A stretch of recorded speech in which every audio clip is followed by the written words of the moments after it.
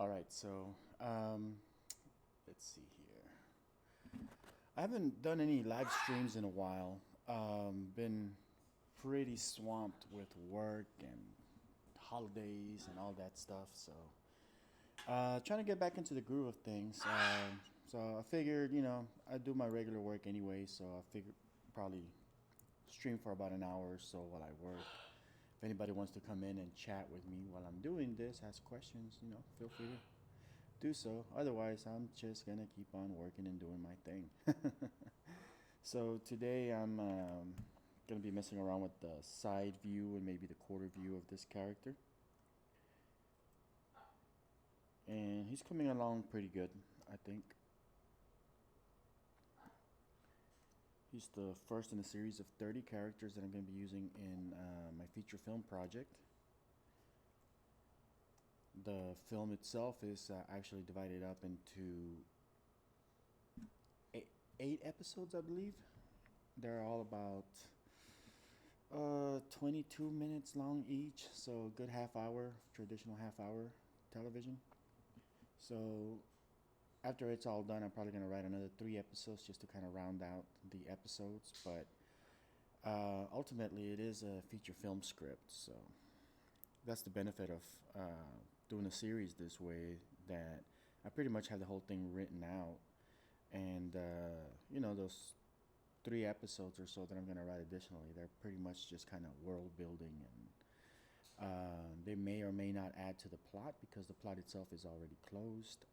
But there's always the beach episodes. Oh my goodness. Let's see here. All right, so I'm experimenting with a layering technique where I am embedding the upper jaw and skull as part of the head itself and overlaying the head, I mean the mouth, as part of as a separate entity with a hole in there. That way you can see underneath it. This kind of helps give it a different type of look, like like the teeth kind of stay in there as part of the jaw all the time. They're fixed in the same position. I think it gives it a nice little touch. It's more reminiscent of what's done in traditional animation, and anatomy in general. Your upper teeth never actually move up and down; they stay in the same place. So it kind of makes sense to keep it this way. It's a little bit more of a workaround though, because ultimately the software is a bit limited. So let's see, I'm working at 400%. And the new Flash, man, I cannot get used to it. I had to. I already had the tool, available open, and I have my properties panel out here, but I couldn't see the the properties of my pencil tool. So that kind of sucks. It's very very unintuitive. Hopefully they'll release some usability tweaks and stuff in the near future. So I'm just kind of freehand drawing this as best as I can.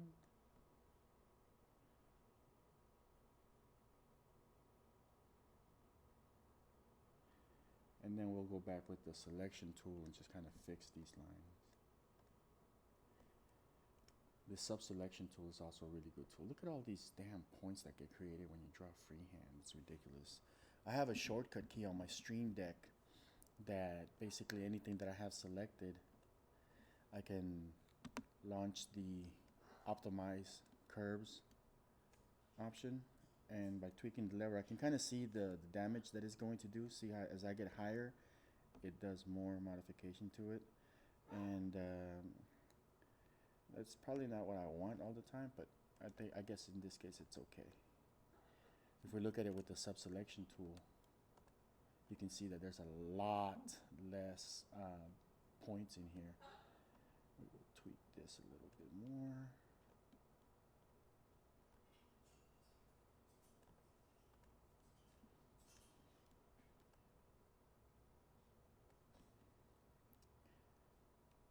Let's see here. I kind of feel like playing some music, but if I do, I'll get a copyright strike, and I've already dealt with one of those last month.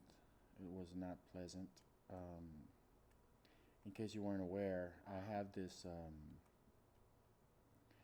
video. It's more of a let's play type of video, first impressions um, type of thing, and uh, it's about Cartoon Animator 4, and Real Illusion sent me a copyright strike. They claimed they owned my video, and they had YouTube take it down. Of course, anybody who sees my stuff can see that. Well, that video is back online, by the way. They reversed that, but it's a pain in the ass when a company, rather than fixing their flaws, their bugs, they resort to shady tactics just to kind of shut you down.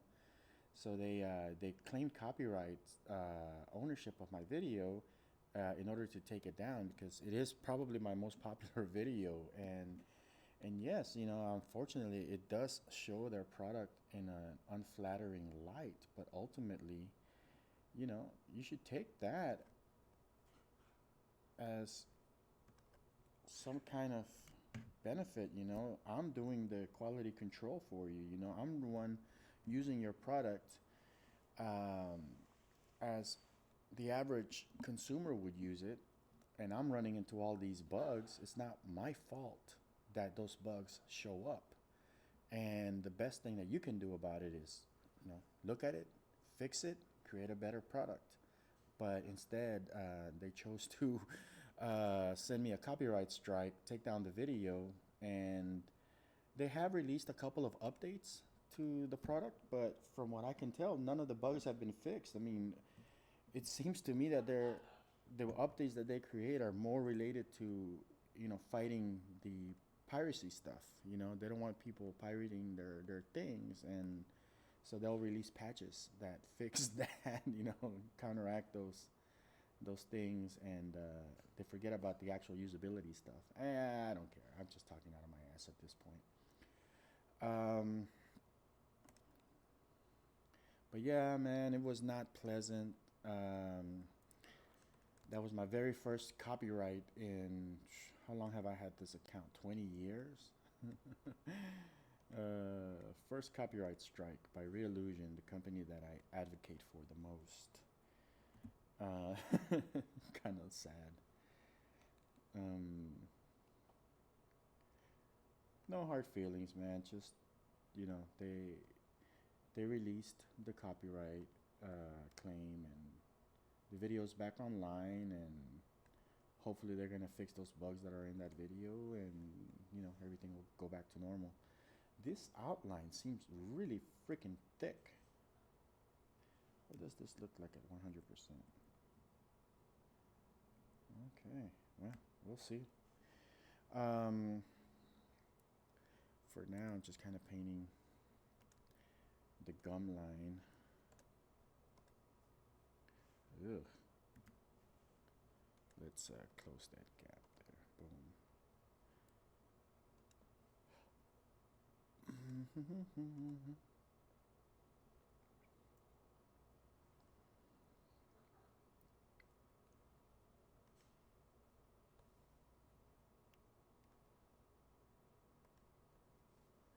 Alright, so part of this design style that I'm working with for these characters is that there are minimal outlines only when they are necessary. And if I do use outlines inside of the volumes, I guess you would call it, inside of the body parts, then they are drawn with the brush tool using the varied line weight stuff. But if they're on the outside, I'll go ahead and keep that outline intact. And I've always advocated against using outlines because there has been a bunch of issues related to the use of outlines in Crazy Talk Animator, which they still haven't necessarily even addressed. I think they kind of fixed them in Cartoon Animator 4, but they didn't really tell anybody about it. They kind of did it silently.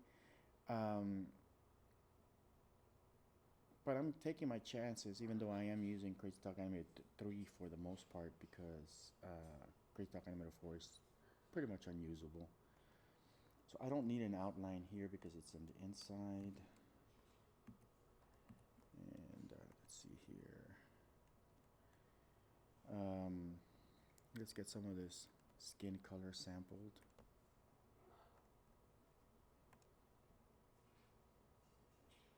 I should probably draw the hairline first before I do that. And I'm also experimenting with embedding a base hairline in the skull itself, or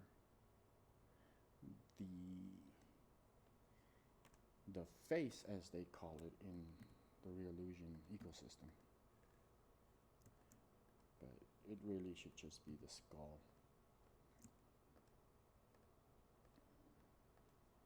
I really hope that they come out with a G4 version that of characters that expand on G2, the G2 format, because quite frankly that's the most useful one for professional work.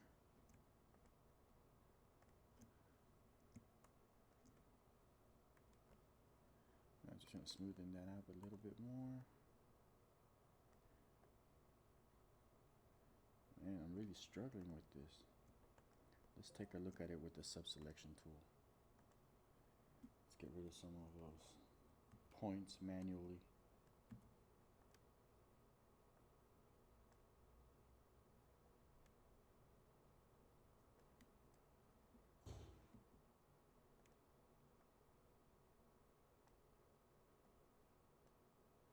Okay. What's a cool thing about this sub-selection tool in Adobe Animate, that you can interactively get rid of extra vector points that you simply don't need. Optimization is the key to everything, by the way. All right. Maybe let's get rid of that one. I don't like it. Just kind of adjust it as a curve. And that point doesn't need to be there. Let's fluff it up a little bit. Okay, that takes care of that. So by doing that, I can now paint the face and add color to the hair. I'm trying not to use black. I've found some issues with the use of pure black and pure white, so I try to keep it close to black or close to white as possible whenever possible. But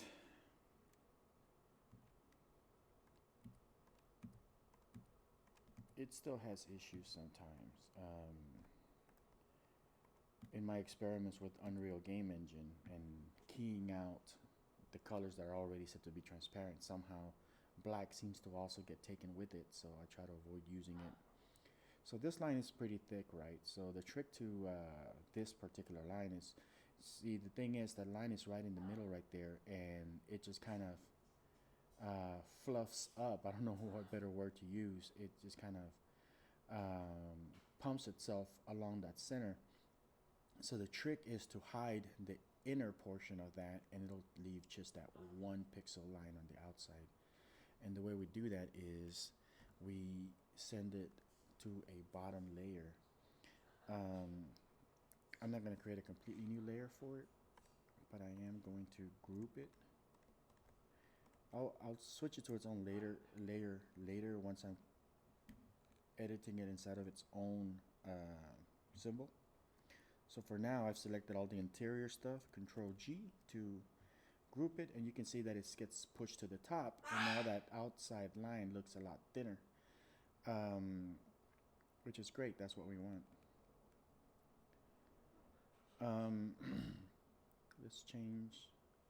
Let's cut this out of there so we can see what's underneath it, and we're going to change the color of this outline to the color of my character's outline, and I may need to zoom in so I can get a better sample. There we go. So with that being done, I'm going to group it as well, and I'm going to paste in place the stuff that I have in my clipboard. right click, paste in place, and it gets put on top. And everything's still in its own layer right now. I'm going to go to outline mode and just kind of mark where my eye is, just so I have a reference. I won't be using it inside of this thing, but it's a reference model for when I do add these on top of it. Ooh, that didn't work the way I wanted it. I guess I need to group these as well so they can go to the top. Control G, boom. All right, that takes care of that. Maybe this, the hairline doesn't need to be this color, but we'll fix that once we convert it into a symbol, and which we will do that right now. F8, oops, F8, side, head, boom. Okay. I'm also gonna test, I have this custom command here, registration to transformation. It takes the registration point, which is this little X right here, and it forces me to move it to where my transformation point is, which is this one. The transformation point allows you to tell Flash where you want the object to transform around. Okay.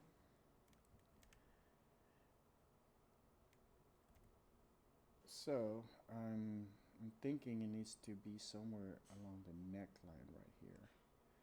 Let's test it. It's kind of wonky.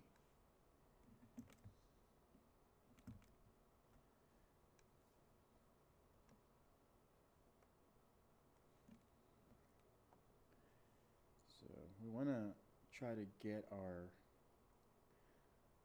body movements best as possible from the start. So playing around with this transformation point is crucial.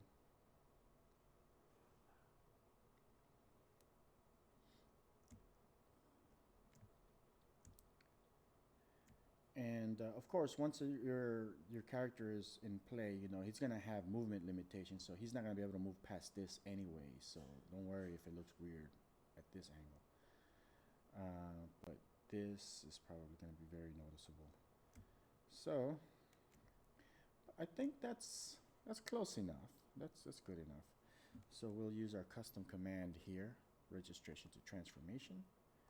That moves my registration point right where that transformation point was, and it's going to allow Puppet Producer to drop the pivot point right onto that thing right there.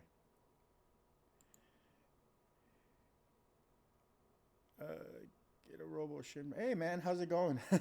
Are you watching right now? I don't know. I don't keep up with who's watching these in real time because I only have one monitor right now.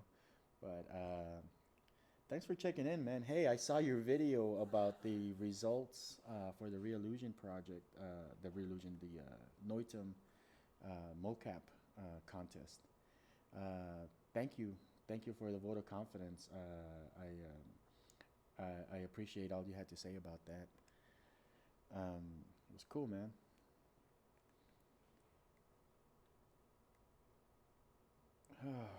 I lost my train of thought. Here we go. So I am going to take this. I don't really need these guides anymore, so I'm just gonna delete them and use that layer for getting the eye. So let's move this over and keep up with the chat a little bit.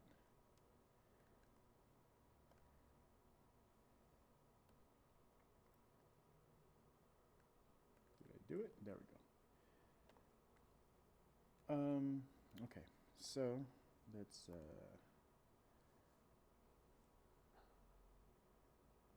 go here. See, the line thickness doesn't really matter too much when you're doing this type of work. Everything can be fixed in post, okay? So it's all about just getting it done. If you can't draw perfectly, it doesn't matter. You don't even need a graphics tablet. You can draw with a mouse. You know, in fact, you know what? I'm gonna draw this with a mouse because some things are just better done with a good old-fashioned mouse. There we go. Bend that line, bend it there, bend it there. Beautiful. So, you gotta pick your battles.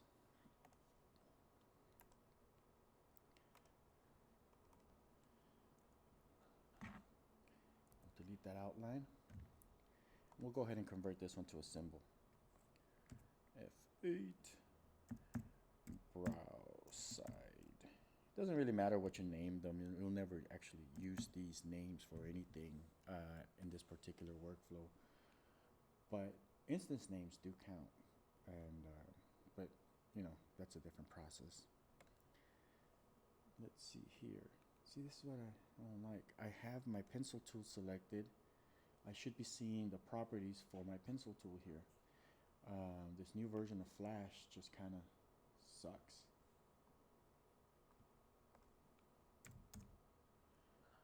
Or Adobe Animate. I still can't get used to calling it Adobe Animate.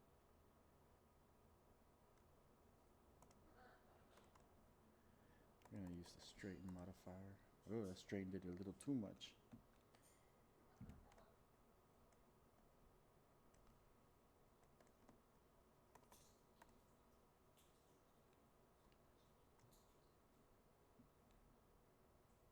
Okay, so this one I am actually, you know what, I need to do a different approach to the way I draw this one. So this one, I am going to draw a line that goes like this and one that goes like that. I'm going to straighten the hell out of them.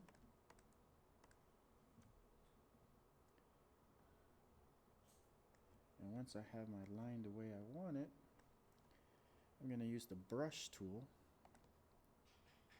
Let's see, size 4. Now this one's going to be a permanent one, so I need to this one I do need to make sure it's the right size from the start. Switch colors. It needs to be thicker here, I think. Thin to thick, because this got a little bunch. No, well, it's going to be thicker up here.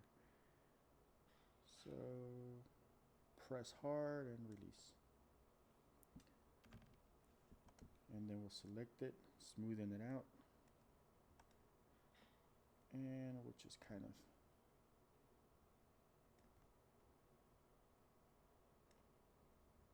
play around with the thickness.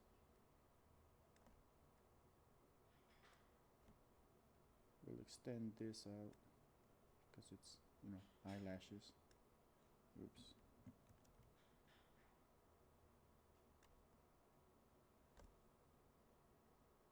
Or maybe do this part longer than the bottom part. Gotta find the damn magnet tool so it's not messing with us. Okay, smoothing it up one more time. And that takes, no, that was bad. Let's use the optimize tool. There we go, beautiful. All right, so we'll fill it in with the white color that is not technically white. I'm just going to sample it from this one.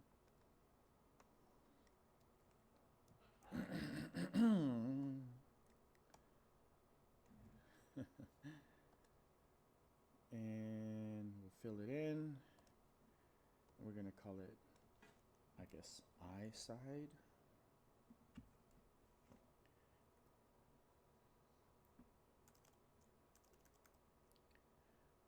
Boom. Okay, no idea what happened there. Let's go back. I think I had some other objects selected at the same time. We definitely don't want that. And did I get rid of that outline? No, we don't need this outline anymore. It's part of the design style. F8. I side.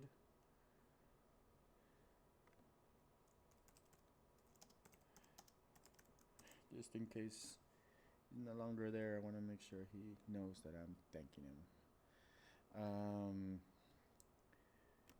We had funny story. I don't know if anybody's actually watching this stream, but funny story.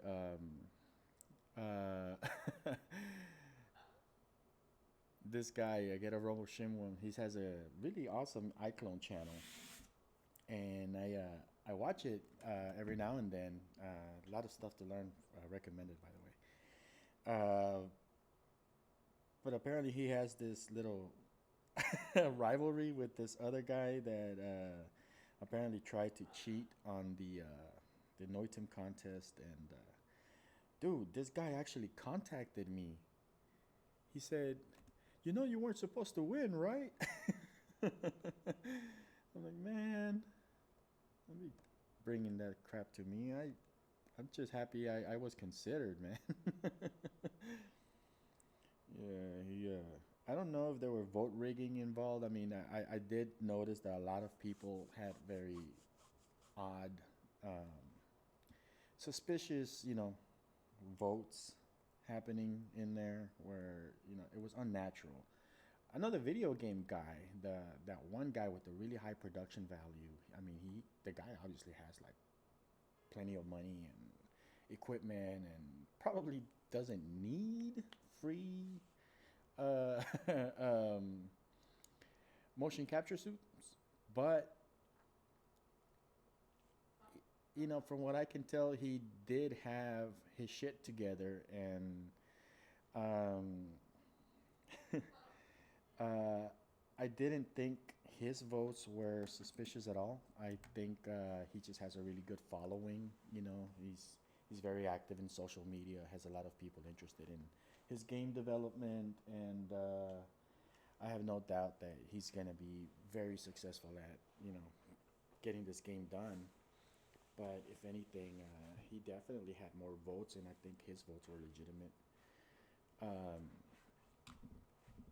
but yeah, man, this whole the voting thing. I mean, there was a lot of people just flat out what appeared to be rigged up, you know, robo votes, and but this one guy that contacted me, he's like, my entry, this, blah blah blah, and I don't know. And the first thing that struck me was, oh my God, this is the guy with the commercial. I mean, I didn't even think that guy was for real when he entered that contest, because I thought he was just being clever. I thought he was trolling and piggybacking off of the visibility of the contest to insert a commercial for his True Bones website, because that's pretty much what it was. It wasn't a pitch like Noitum requested.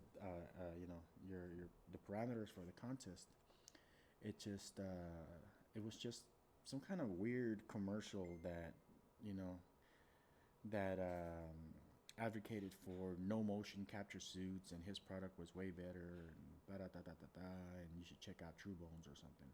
So it was like it felt like it was just riding off of the visibility of the contest to throw his commercial in there. Which if that was the case, I thought it was clever, but it had nothing to do with the parameters of the contest. Um, so I guess he's sore that he didn't win. Um, I don't know. So he did have a crazy amount of votes, and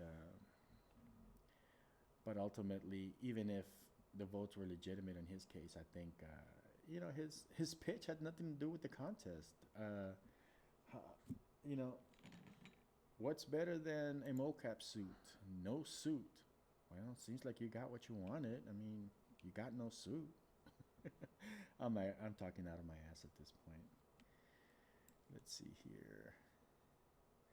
Hey, I got 2 viewers. Say hi, y'all. Let's see. Where was I, man? I should be working, right? This is the whole point of me streaming sometimes when I work, just to push myself to work, and then I start getting on these tirades. I don't need to do the pupil. I got a brow. Okay, let's see if we can find a way to blend this nose. This is gonna be a little bit tricky.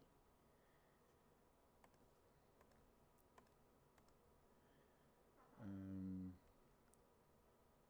okay, so there's definitely some kind of dip thing going on here. Should I leave it? I'll mess with it later. I'm gonna put nose right there. Let's make it a solid shape.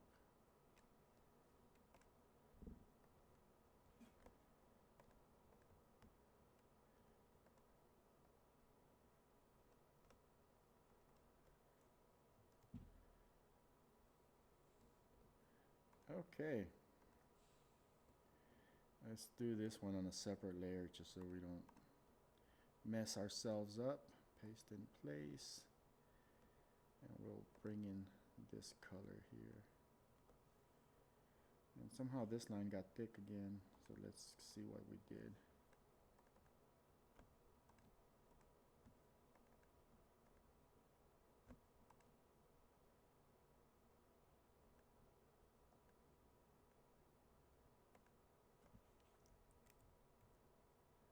Oh, okay.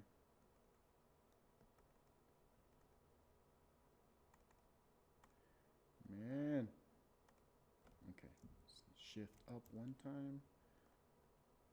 We'll reduce this to 1.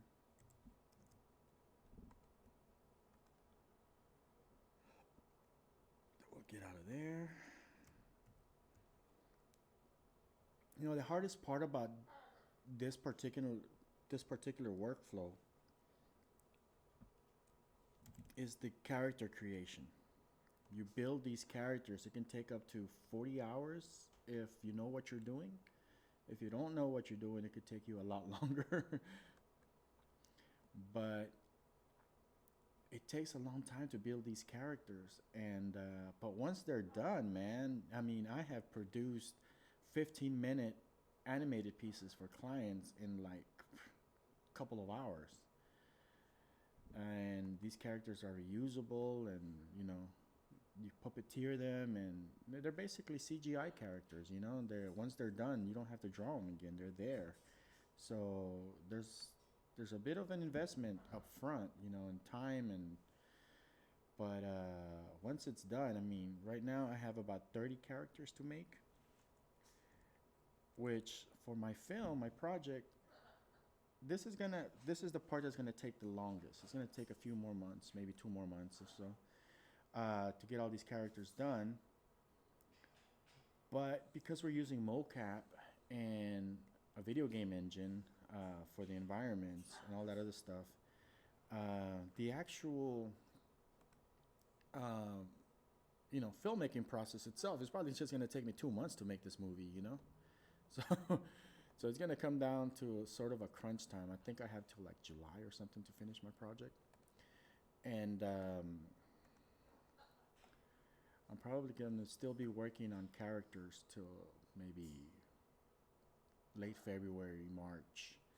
And come March, April, May, that's when I'm going to be doing the actual filmmaking stuff. And that's when you guys are going to see a lot of the real footage and stuff. But that stuff is going to go by so fast. I wouldn't be surprised if after these characters are done, I can finish this entire film in like 2 months. And if I had another script, I could probably finish that one with the same characters in like 2 months, you know? That's the ridiculous nature of this particular workflow. A bit of an investment in time up front, but very rewarding once you get it done and you put in the hours to get all these stuff set up.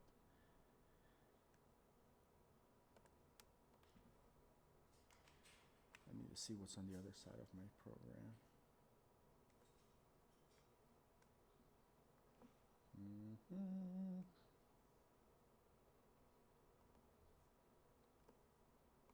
I'll bring this down here. I really do not like the new Flash, the new Adobe Animate 2020. Here's my theory, or theory, that's not a word. Here's my hypothesis. theory is basically there's proof behind it. My hypothesis is that Adobe is working to create a unified user interface system using something like XML, HTML5 type of thing where they can, hey Khaled, how are you doing, man? Hey, I'm still working on your character. I'm sorry about that, the delay on that. I've had some setbacks that I had to kind of push it back, but I'm actually doing work on that one later this evening, so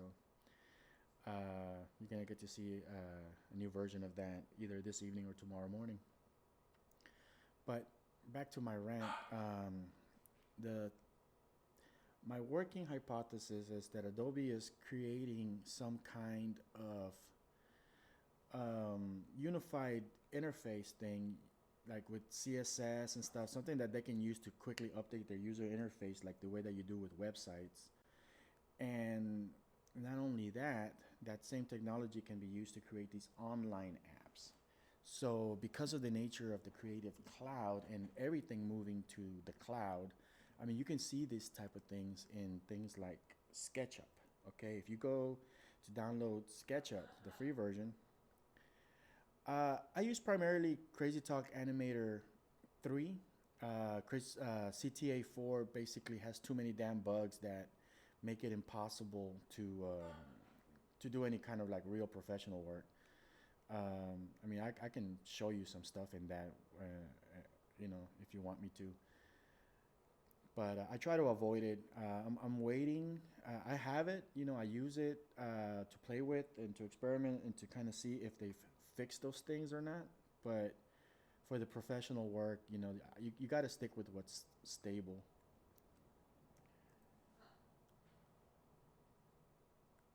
So yeah, what I was saying is with SketchUp, for example, you go to SketchUp.com. Where is my timeline? You go to SketchUp.com and you try to download the free version of SketchUp. You can no longer get it. There's no standalone version of SketchUp anymore. But you go to SketchUp, you sign up, and you get to use SketchUp inside of a browser. So as long as you have a browser, you don't need to install anything. It works, and you can use it from a tablet. You can use it from your phone. You can use it from anywhere. It seems like a convenient thing, but I have a feeling that's what Adobe's doing. So pretty soon, I would not be surprised if within the next 2 years, most of these Adobe products, including Photoshop, Illustrator, and Flash or Animate, become completely cloud-based, and the only way to use them is going to be through a browser. And I guess it's to their benefit. I mean, they're trying to combat piracy and control the whole subscription-based system. So I think that's why they're doing this. I mean, but right now this thing is broken. It's just not very intuitive.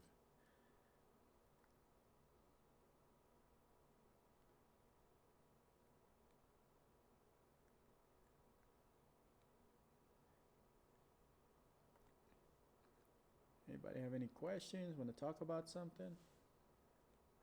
I'll bring something up. Took me forever to activate that damn layer, didn't it? I'm trying to be able to see through this, so I had to go and activate that layer. But I know I don't need this top layer like this, so I'm gonna try to deselect it. Jesus, what's happening to my mouse? It's not deselecting now. Let's close this and reopen it because it's just not doing it for me.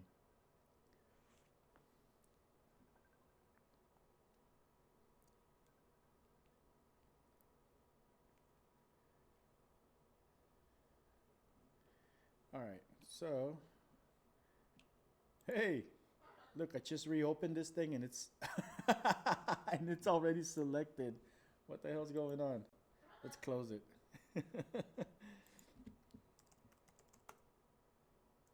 Wow. I love them bugs, man.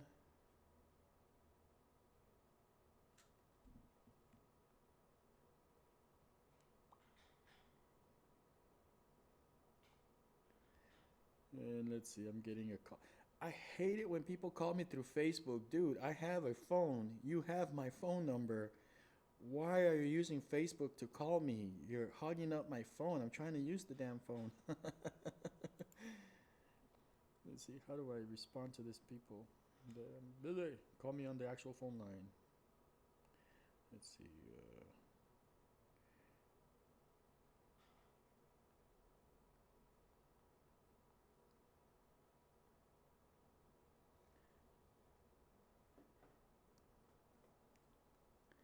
Okay, here we go. I don't know. I think I broke Flash. What happened?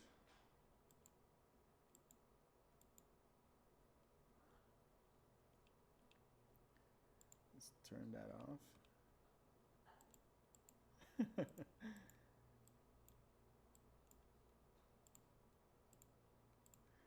Okay, we're back. I'm telling you, man, whatever they're doing to this user interface, they are screwing with the usability. It's just not working. So, all right, I think I've managed to get control back of my stuff. Let's see. So this is an interior, so I'm gonna paint it with the brush tool. That's too thick. If I paint it at this level, yep, that's about right. Normally I draw at 400% because it allows me to draw a little bit bigger and just shrink it down.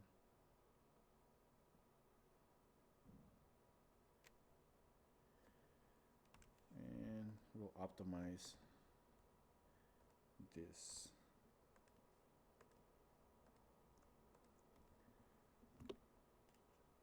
We got to keep an eye on it as we preview it so that we don't destroy it too much. 1, 5. Okay, I'll take that. 70% reduction. It's a little too jarring. Okay. The camera's never going to be this close, I don't think. I hope not. All right, so what we're going to do with that is going to group it. We take that and create a separate group, which puts it on top and makes that line thinner. Probably should still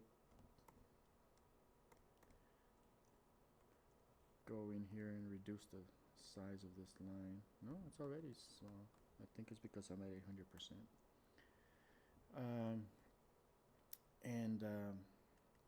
Here's the trick to this. We're going to turn this into a symbol. F8. And we are going to go into that symbol. We're not going to break things apart yet. We're going to distribute to layers. Darn it. Distribute to layers. That creates 2 layers. The outline is at the bottom and that thing is at the top. We don't need that top layer. Now we can break it apart. And we'll lock this top layer. We'll only leave the bottom one active. And notice what happens when I drag on this outline that I don't need. As I drag on it, this becomes kind of tapered. So it's a good way to get regular outlines to have that varied line weight look. Now in this case, I don't need this particular line, but I do need this one. So I'm gonna take this, just kind of move it. You know what? This will work better. There we go.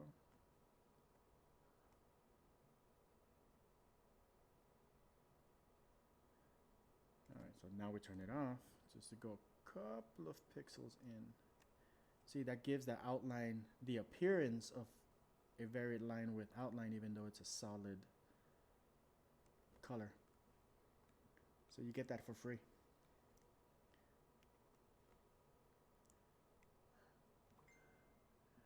Why people use Adobe Animate and draw each and single frame while they can simply use CTA and rig the character and just moving it around? What are you trying to do? Okay, well, people use Adobe Animate to do each and every frame because sometimes you have to draw things in order to get them to show up.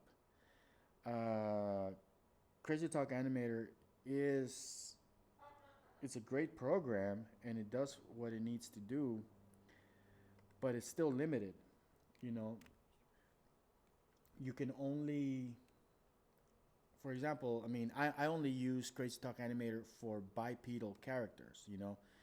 I really don't use it for animals because it doesn't do well with animals. It's a lot easier to just draw the damn thing in Flash than it is to try to rig something up for Crazy Talk. But for humans, Crazy Talk is perfect. Um, and and it's not your solution to everything. I mean, you're gonna need to draw, like, Christmas is coming up. You want to draw an animated Christmas card or something, to somebody or whatever. You need to create a project. You're gonna draw like gifts and gift wrapping and things like that. You can't do that in Crazy Talk. You still have to use an external program because you need those drawing tools. So if you want to have an animation of a gift being unwrapped, you have no choice. You have to draw it by hand. So that's the primary reason why people do it. You can't really choose one over the other. You absolutely need both of them in order to get any good work done. So I'll use Crazy Talk Animator for my main bipedal animation stuff. And when it falls short, when I need an angle that I can't move into, you know, these characters, the G2 characters, they have different angles. But what if I need an angle from a 45-degree angle, but from above? I have to draw it. I can't do it in Crazy Talk Animator. Maybe in a future version it will allow us to create those angles and put them in there, but it can't be done.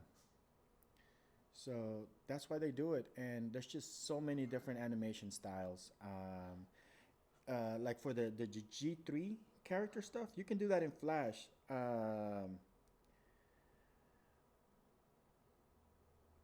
The G3 stuff, you can do that in Flash, and it's a lot easier to do because you draw everything you need and you rig everything up with the bones. I mean, you can take. Let's see here. Like if you were doing in Flash, right? A G3 character only has one angle. It only moves on a one-dimensional line or 2D, I guess. But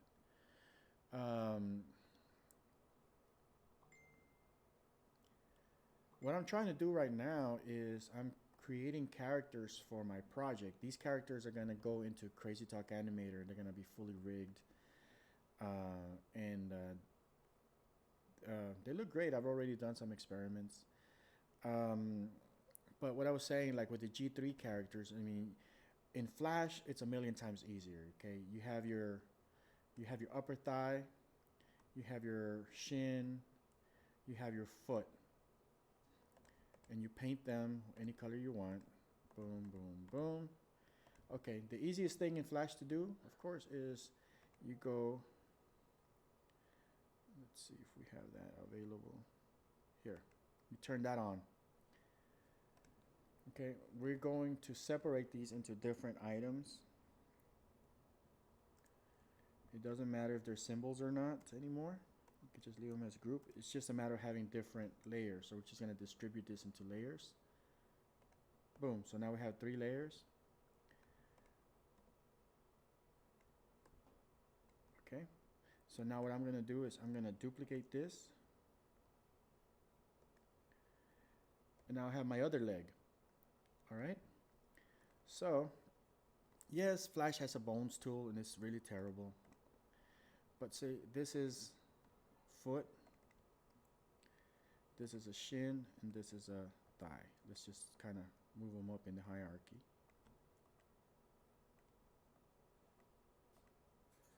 So you have your objects there, right? And I can do it all within a single software. So I have this. I know this is a child of this one, and this is a child of that one.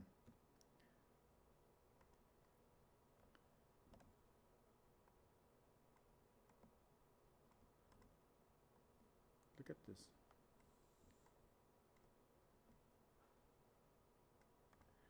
So I've already created the legs for what is technically a G3 character in Crazy Talk, and I didn't use any outside programs. I draw it, I rig it up, and I use it. The whole process is ridiculously simple. So for G3 characters, it doesn't make sense to use Crazy Talk Animator or Cartoon Animator 4. It's a redundant feature.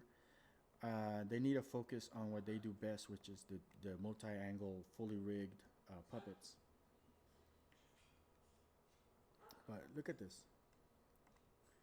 So this is already the equivalent of a G3 set of legs. It's moving along that 2D plane, and it took me like a minute, you know? Didn't have to use Photoshop. It is 100% vector, which means that the quality will always be perfect regardless of the resolution. I can export this in 8K, 12K, it doesn't matter. It's gonna look great.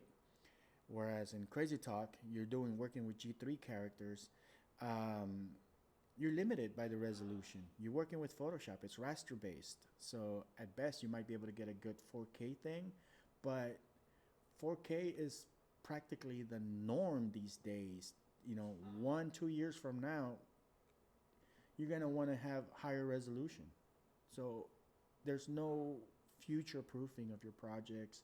You got to work with high resolution files that use more space on your hard drive, more CPU power. This is like maybe 1 kilobyte in file size. It's nothing. So for the G3 stuff, I don't care about it. It doesn't make sense. But for the G2, it's perfect. It's beautiful. That's their strength. Nobody else can do it. So that's why I continue to use it. Hey, Placo. See here. I'm very delighted. This is my first time that I follow you live. Yeah, man. I've seen you. Thank you for buying some of the things on the website. I've noticed you bought a few things from the website, and you also had an issue recently with Puppet Producer. All right, you bought Puppet Producer and you couldn't get it to work. I can't remember. I think we got it working, or you got it working. How's that going for you, man?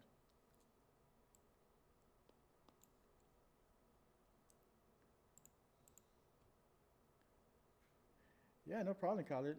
Let me know if you have any other questions, man. I mean, that's kind of why I log into this. This is a very informal thing. It's not an official stream or anything. I'm just kind of working on my own project. Which, yeah, what am I trying to do? I'm creating characters for my film. Let's see here. I don't want to get sidetracked, but I get easily sidetracked. But in this particular character, I'm exploring a new technique. That's one of the things about me, man. I go off the manual all the time.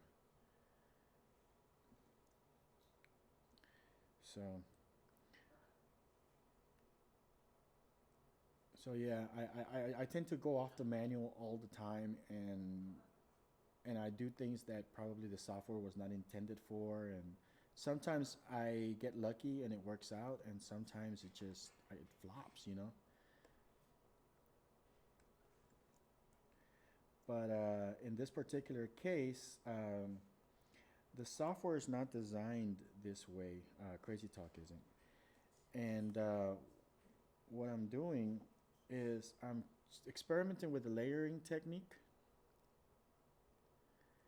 And thank you, man.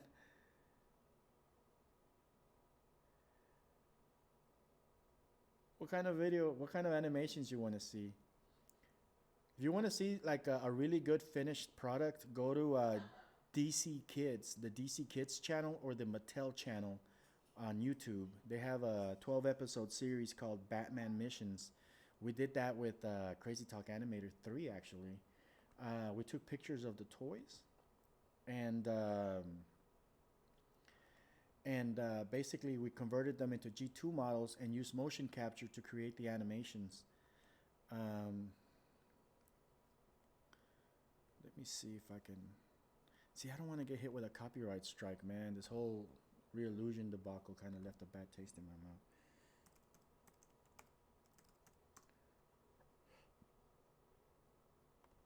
Let's see.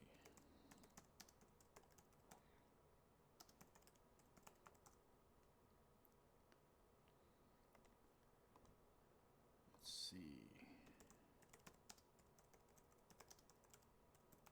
They have the whole series online. This is a trailer. I'm gonna play it with no sound because I don't want to get hit with a copyright strike.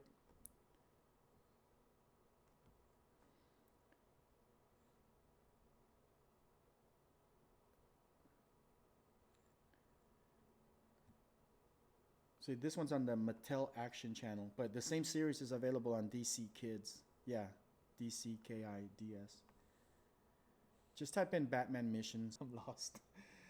Multiply those 6 weeks times 6, I guess, and you get a shoot. I don't want to do the math, man. Don't make me do math. But it'll take 6 times as much for a single person to do something like this. So it's still not bad. Don't have that kind of time. I think I get more enjoyment out of experimenting and and figuring things out and coming up with new ways of doing things than I do actually producing things. I'm a decent writer, but I'm not the kind of writer that would write stuff that's gonna drive, like a good heavy market appeal. Like, I don't think, and I don't really know a lot of people who would be willing to write the scripts and to do that kind of stuff. I just don't have that kind of drive. Like I said, I am sort of doing that already with my film. This film is 120 pages long. It's actually a little bit longer now, and it's going to be divided up into 7 episodes. So technically that is kind of what I'm doing, but it's a single project. It's not going to be an ongoing thing. It does have a definitive ending, and when it's done, it's pretty much going to be done until I write another film, and which will probably be a few more years. So in Crazy Talk Animator, you get your actor. I'm just gonna drop. I don't need to give these guys free advertising. I'm gonna drop one of my characters.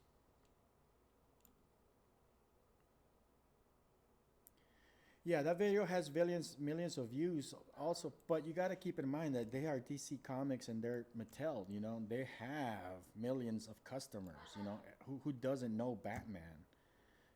I have to create something as popular as Batman in order to have that. So it's not as easy, man. I mean, it can be done. It's been done. You just got to be like super creative, and I don't think I'm that kind of person. So here's my actor, and I'm just gonna drop some silly animation in here, pre-made stuff. Do I have my own? K1 run? What is this? Oh, that's horrible. I probably made this for a different angle. Let's go back here.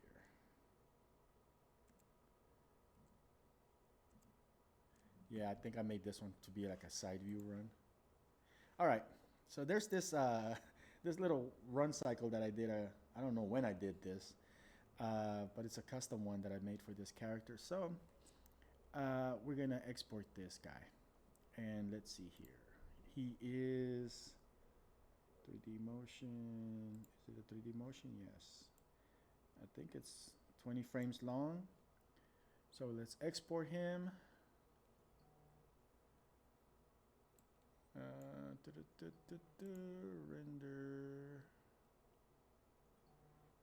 Render image. We're gonna do PNG because PNG is transparent. And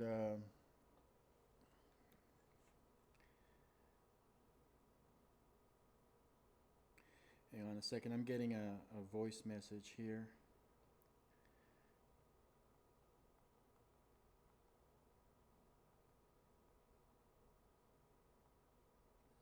Okay, just responding to it.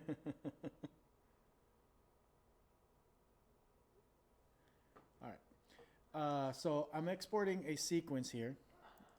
It's going to be 20 frames long just to encompass this run cycle. I also want to make sure that this thing is big enough. And normally I don't export in the HD, all that stuff, okay? That doesn't matter because we're going to be compositing it in an outside program. But you do need it to be bigger than what it needs to be. So if you plan on zooming in on the character, you need to make sure you have enough pixels there. So, up the quality a bit. So what I'm going to do is I'm going to go for a square format. Or 800 by 600 seems pretty good. I mean, this is kind of more reminiscent as to the old animation paper anyways. If you were drawing this by hand, you would be using animation paper that would be kind of this size, or 8.5 by 11-inch paper if you're doing it on the cheap. But the Academy size paper is usually about this kind of ratio here. It's a 4:3 ratio, they call it. So I'm gonna lock the ratio here, and I'm just gonna increase it. I'm gonna maybe, let's do 2,000. Oh, it doesn't give me 2,000. Wow. Look at that. Yes, it did. All right. So it's going to export it as 2,000 by 1,500. So now that I have this, let's make this just a little bit bigger. Oh, shoot. Whenever you do this kind of modifications, make sure you do them on the first frame. Just so we can get a little bit more use of our screen real estate. Okay, let's test it real quick. Make sure he's not, see his shoe is getting out of the frame there. So we're gonna make him a little bit smaller. And this is just for a sequence. You can do entire sequences and stuff, but I mean, you get the general idea of how to do this. All right, so there's a run cycle right there. I'm going to export it from frame 1 to frame 20. Will it allow me? Range 20. There it is. Export. And you can see here I was already, I'm working on my film, I already got stuff going on, so I am already doing this type of thing. So I'm going to go to desktop. I'm going to create a new folder here. New. And my computer's a little slow when it comes to creating a new folder. I'm going to call it YouTube demo. And give this file a name. Kev. Should be good enough. All right, so that's going to export 20 images, I guess, or 19 images. So while that's going on, we'll run After Effects.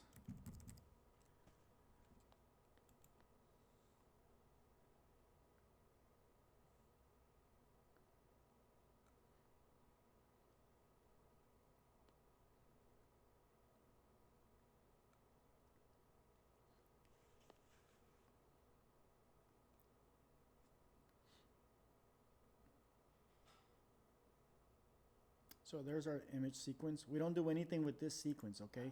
The beauty about After Effects is that it works with individual images. And you know how Crazy Talk Animator has its own limits? This is why one of the things why I don't worry. A lot of people, like when I show my demos and stuff, they're always, they're always quick to say, well, it needs this, or this is off, or this is, whatever.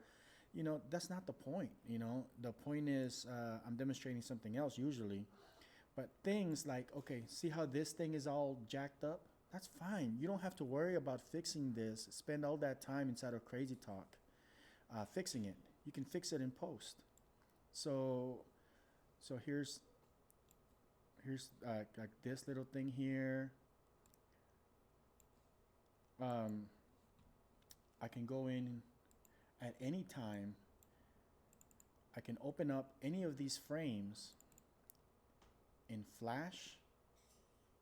See how there's this little gap right there? That's that uneven gap right there, that's fine. As long as you get the motion correctly and the timing, that is what you need to worry about the most at first, okay? These individual frames, you open them up in Flash, you tweak it, or you open it up in Photoshop and tweak it. And you don't have to destroy your project. So here's what we do, okay? I exported the folder here, YouTube demo, YT demo. I dropped the entire folder in here. Boom. Okay? The folder is interpreted as a video footage.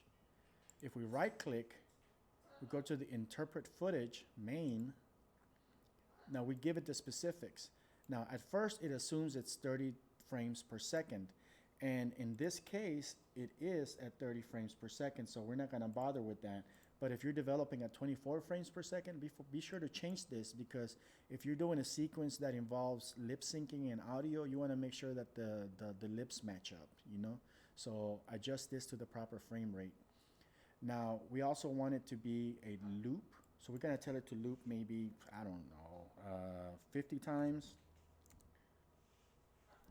And we're gonna create a composition here.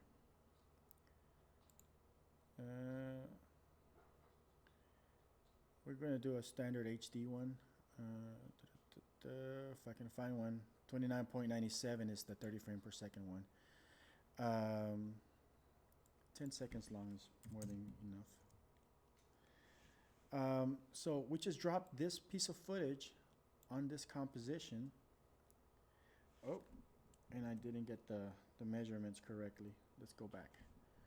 Composition, new composition, HDV. I screwed up on that, didn't I?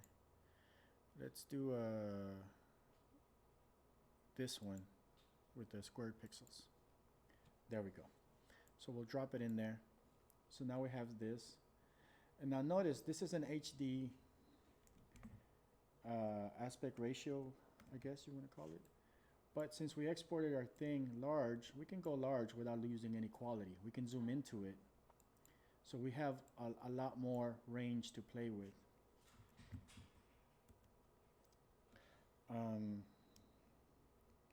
In this case, it's just a run cycle. So we're just going to do something like this.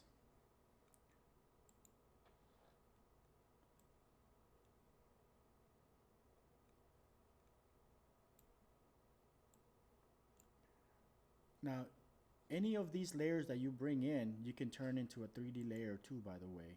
So by clicking on this button here. And let's see. View, switch to 3D view. Front. So you can tweak the the perspective a bit, giving you additional little extremes that are not possible inside of Crazy Talk itself. So if you want to adjust the angle a little bit to fit whatever background you have over there, you can do that.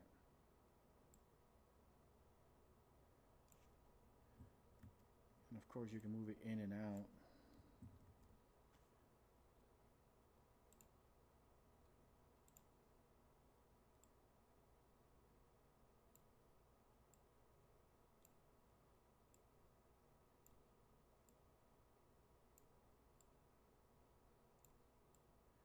Can't seem to grab that Z axis.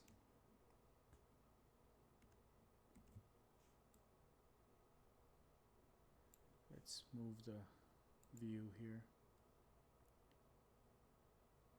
Switch to top. But so you can go in, out, left, right, up, down, whatever. And you can sort of set up your stuff in a multi-plane fashion the way that Crazy Talk does, but you have the benefit of, being able to add stuff like a camera, and this is a real camera. It's not your multi-plane camera. So we go to View. We switch to the active camera. and the camera will show us what we have here.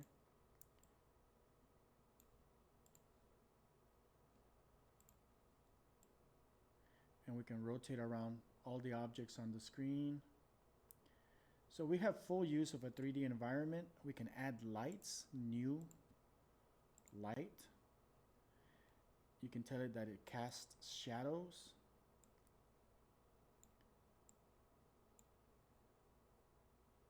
Okay. So now we have stuff like this. And you just play around with the lights the way that you want them to be, you know? You're not limited. And if we had a background, this would be casting a shadow on the background and on the floor. Something that Crazy Talk Animator itself doesn't have. It doesn't have the ability to put a floor onto your project. Let me see if I have an image that I can use for a background. I don't think I have something. Not on hand. But this is the basic gist of how you pretty much bring everything into After Effects. You know, you got lights, you got cameras, you got effects. Let me see here. Oops, I gotta have this guy set up. I think there's one called Sweep. No, what's it called? Something with light.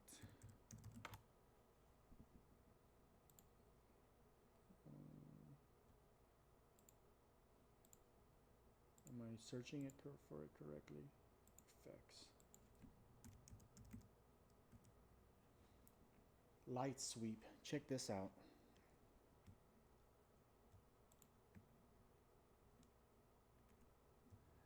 We're going to take this light sweep plugin and drop it in there. And we are going to get rid of the sweep intensity. Because it creates this like effect, this line right here, right? And if we get rid of it completely, it still leaves that little glimmer on the edge.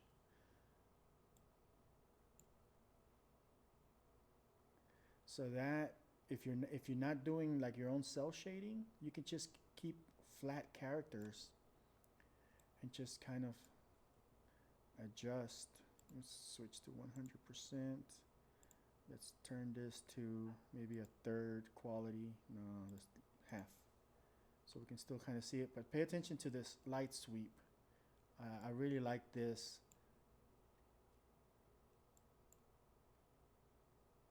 It's up here.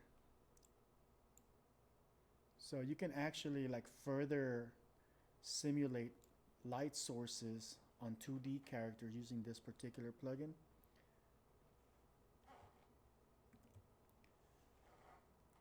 There's so much that you can do. Let me get rid of this spotlight. And let's get rid of this camera. And let's remove the 3D.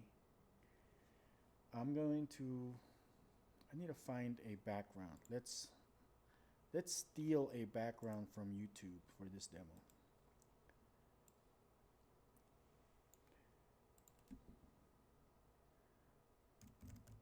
Cartoon background. It's just for a quick and simple test. It doesn't matter what it is, right? Open a new tab. Now, obviously, if you're working on a project that you're going to publish, please don't steal images. You're going to get in trouble. There we go. I don't care about the quality. I just need to have some kind of background in here. All right, we'll send it to the back.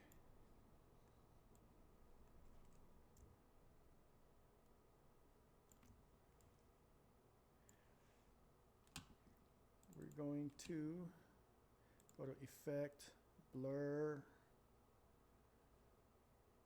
We'll do a directional blur if we can find it. We'll go like this. And we'll make it big.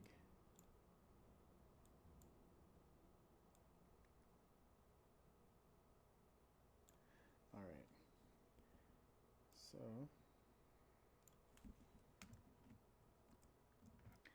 we're just gonna cheat.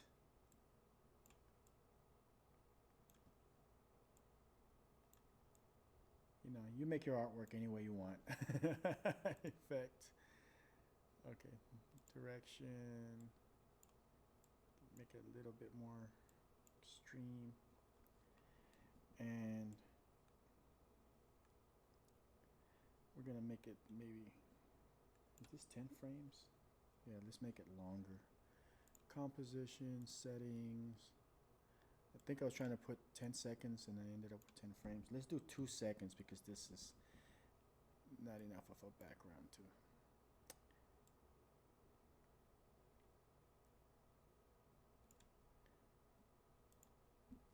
Okay, so we're here. We're gonna go to, I think if you press P while you have the thing selected, it launches the position option, or you could just toggle the options here and find the position. But if you get used to the keyboard shortcuts, you know, you just gotta do stuff like type it in there. P is for position. You click on this little stopwatch, it automatically sets a keyframe. Go to the end.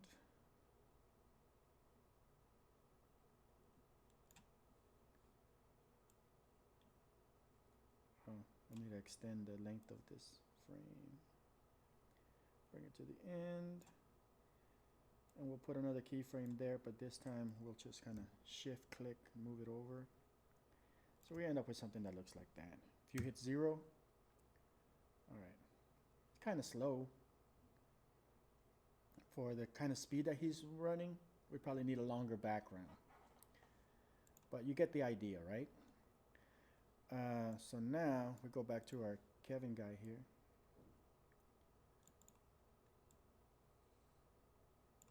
And we're just gonna animate him, I don't know, maybe just a little bit because the whole sequence is kind of, you know. Let's see. We just want to create movement. In fact, if you want to cheat, you don't want it to look unnatural, then just don't let the audience see where the feet are touching.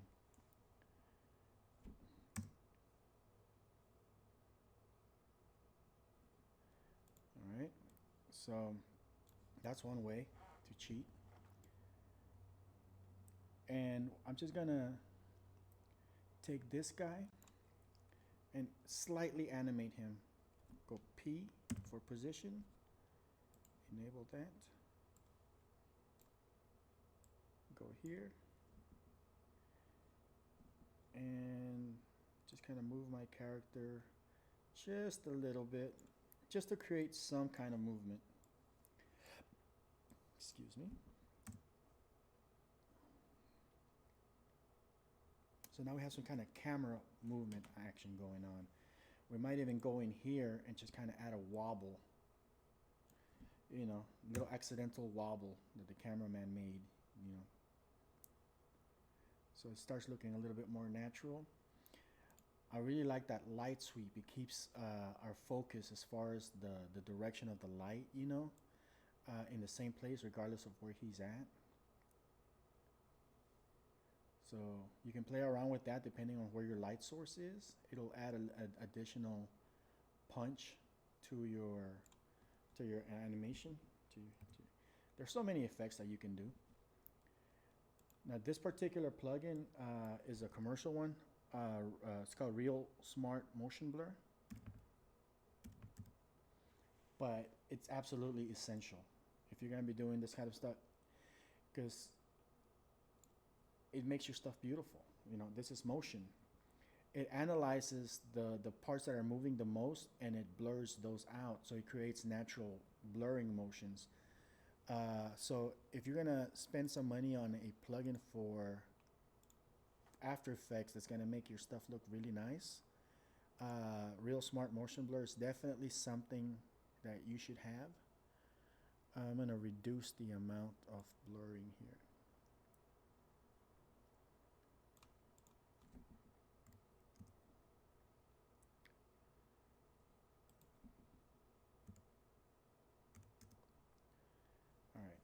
So notice what happens now with the blur and everything in place.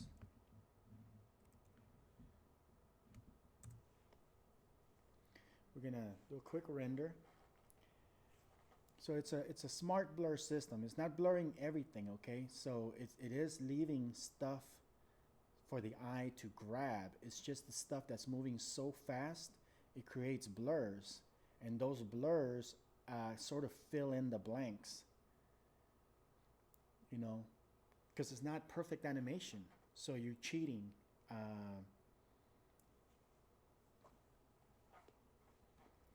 I mean, so far at this point it's just using plugins and things. Now, like if I come across a frame that I don't like okay, the neck is kind of doing this weird thing here. All I have to do is go back and find that frame in my footage at any time.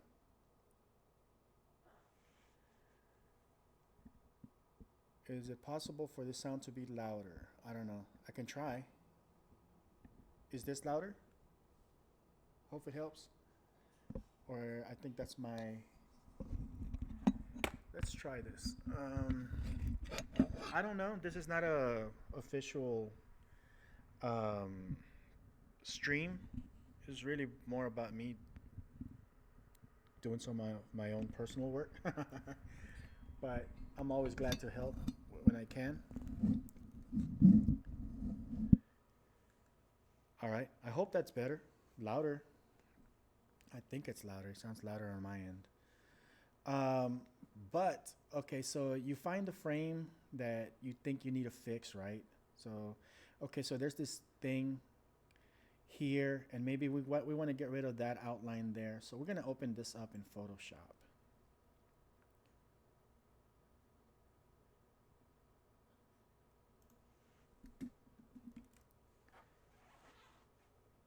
Okay, glad to hear it. Don't be surprised if you hear this loud bird in the background. I have this macaw, a giant parrot, and she goes on these fits from time to time, and it gets really annoying and really loud. All right, I'm gonna walk off for a minute, get my cup of coffee, which I left on the other office here.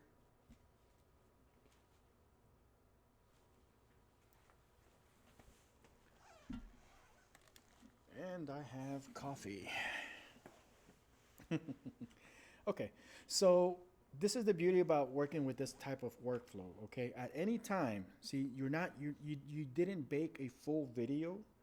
Now, obviously, for some instances, I do recommend using full video because it allows you to keep your sound synchronized and stuff. But for other things that you're going to be recompositing and things, just use the image sequences. It's a lot better. So when you're working in Crazy Talk Animator, just work as fast as you can loosely. Don't worry about little things like this, you know? If you go to like the patch tool, for example, we do this number here. Boom, it's fixed. All right. You can also use the clone stamp. Hold Alt in the area that you want to clone, and then just draw where you want to apply that stamp. You know, you get rid of these things like this. This is just minor tweaks. But you can do these after the fact, and you can spend as much time as you want on them.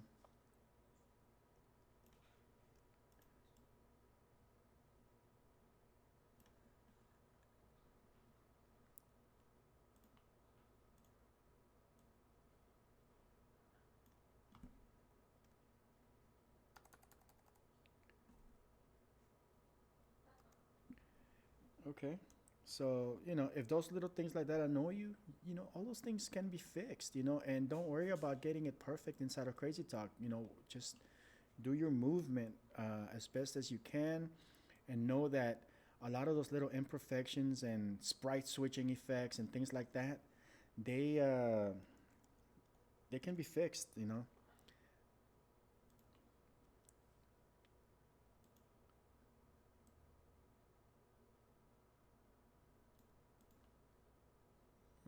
use the stamp tool.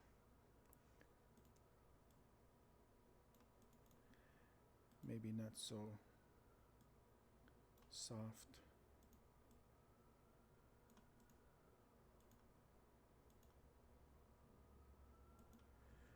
So, and you can open up the entire sequence inside of Photoshop and adjust it like all at once usually. Just go frame by frame and just click, click, click, fix. Okay. The moment we hit save, this change is saved here. And because it's saved here, that change takes place inside of After Effects. So if we can find that frame where, I'm not sure which frame it is.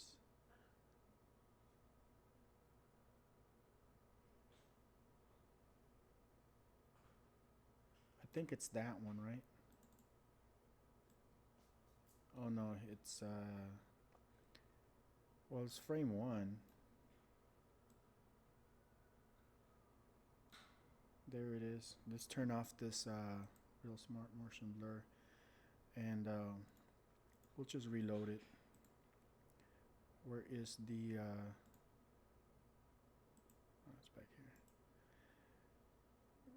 Reload footage.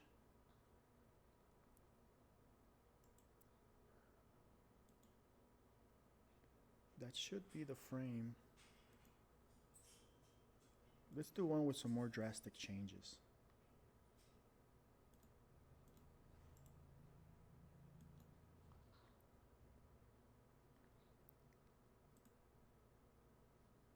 Let me see. Let me try something. I'm just going to draw something on this frame, just so I know that it's being reloaded.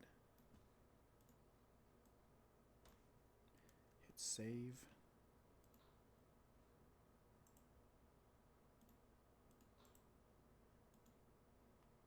So one of these frames is, there it is. It's showing up. Oh, okay. So it's frame 1. Yeah, I forget that this has a frame 0.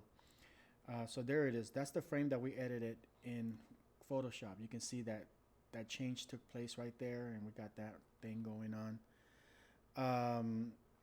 So if we go back to Photoshop, we get rid of this.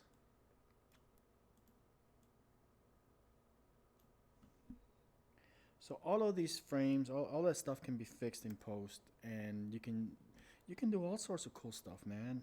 If you have actions, you know, I have this one action that makes everything look like the characters from Grand Theft Auto. You can apply that oil painting, that action to this character, and they'll do it to all the frames, and you know, you end up with something really unique and different that you made with Crazy Talk Animator. File, save. Oh, I don't need to save this. Reload. There we go. So I got the newest version of that. If you wanted to, you can cell shade a lot of the stuff by hand inside of Photoshop. A simple and cheesy way to cell shade is to use the burn and dodge tool. Let's say I want to be able to add additional, like, just emphasis on this areas here. See how I'm making this area a little darker?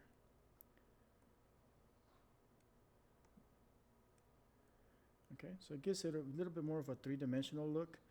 And if you like that movie Claws on Netflix, you can literally make, like, using this technique, you can make your characters look exactly like that. I mean, it'll require a little bit of additional post work on your end, but it's not that it can't be done. So there's a little bit of soft cell shading there. If we hit save, we go back to After Effects.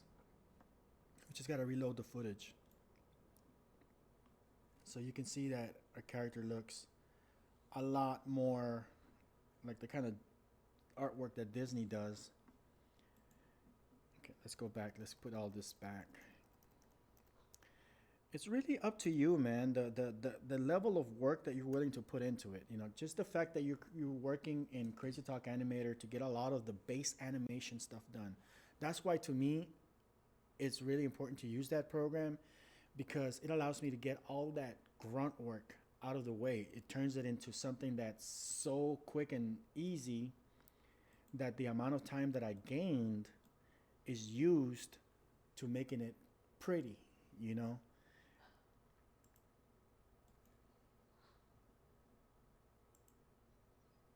So we'll leave that out there. What else can you do? You can create other compositions, nested compositions, and do additional effects on that.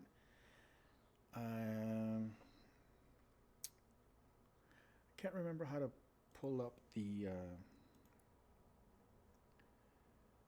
Let's see here. If I can bring this thing, I'll show you guys something really cool. If not, then I'll leave it for a different video.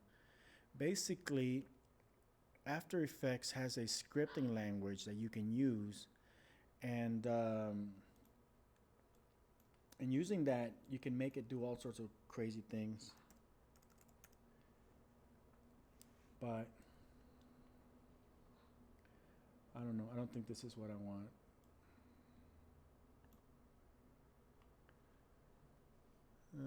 But this is kind of something that you could use. Let's see here.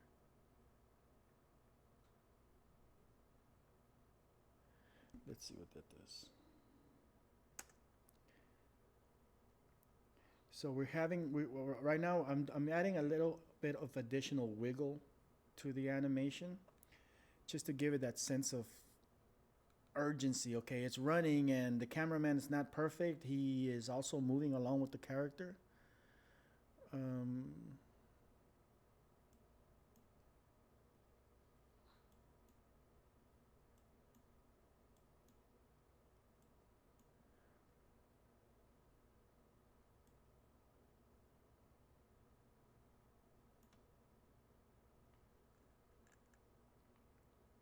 So put a little bit of music, like little action packed music to this sequence, and you got some high adrenaline speed chase type of situation going on. I mean, there's so much you can do with After Effects, but this is pretty much, if you kind of got it, that's pretty much all you need to get started. The compositing part is easy. After that, it's just a matter of you dropping your backgrounds in there. If you want to have a 3D effects, just turn it into a 3D project. Put a 3D camera in there. You can cheat, with the cell shading. In fact, I'm considering for most of my characters, I'm considering just not even doing cell shading at all anymore, and just relying on some of the fake cell shading type of effects that you can do in post-production. I don't know yet if that's the right thing to do, because I mean, we are working with sprites, and when the sprite moves, it maintains that cell shading, so it's not completely accurate to the light sources, but it does give volume to the character, I think. All right. I appreciate that, man. If you have any questions, I'm already sidetracked off my own personal project. So at this point, if you guys have any questions, let's roll with it. I think I have about maybe 15 more minutes before I have to get out of here. If there's something you guys want me to demonstrate, let's go back to this other question. Since you do that stuff, then why don't you start your own YouTube channel for cartoon stuff? Okay, I already answered that one. But yeah, no, I'm producing a feature-length film. And basically what I'm doing is, like, these characters, this is actually my main character, so I'm experimenting with a new layering technique where the mouth is completely separate from the teeth. And this is completely new. I've never done this before. And the reason I'm playing around with this is that, oh, you're welcome, Tanya.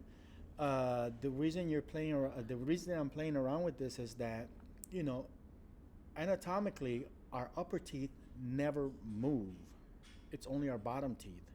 So it makes more sense to me to leave those upper teeth in a separate layer below, and then just make the mouths sort of like a hole that allows you to see the teeth underneath and maybe the tongue in the back of the mouth. Um,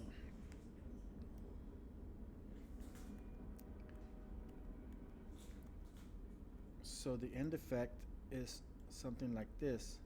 Now for this sprite, I did put the mouth as part of the sprite because it does require the teeth to hit that lip like, like, fuh, you know. So I did add that, but everything else, that mouth is just a hole and you can see right through it. And it allows for like more expressive facial gestures. Like, you can't get that. That's a completely different sprite. That's another one right there. If I just twist it a little bit, I already get a completely different expression, and that's with the same mouth sprite. So ultimately, I think we're gonna get a lot more results by playing around with that, more expressions. Right now we have about 30 different mouth sprites, but because each mouth sprite can be individually tweaked and manipulated within the mouth, I mean, you're gonna have virtually unlimited amounts of expressions coming out of that one sprite. So it's an experiment. I've never done it. I don't know if it's gonna work, but hypothetically it does. You guys want to see this character, how he looks in Crazy Talk?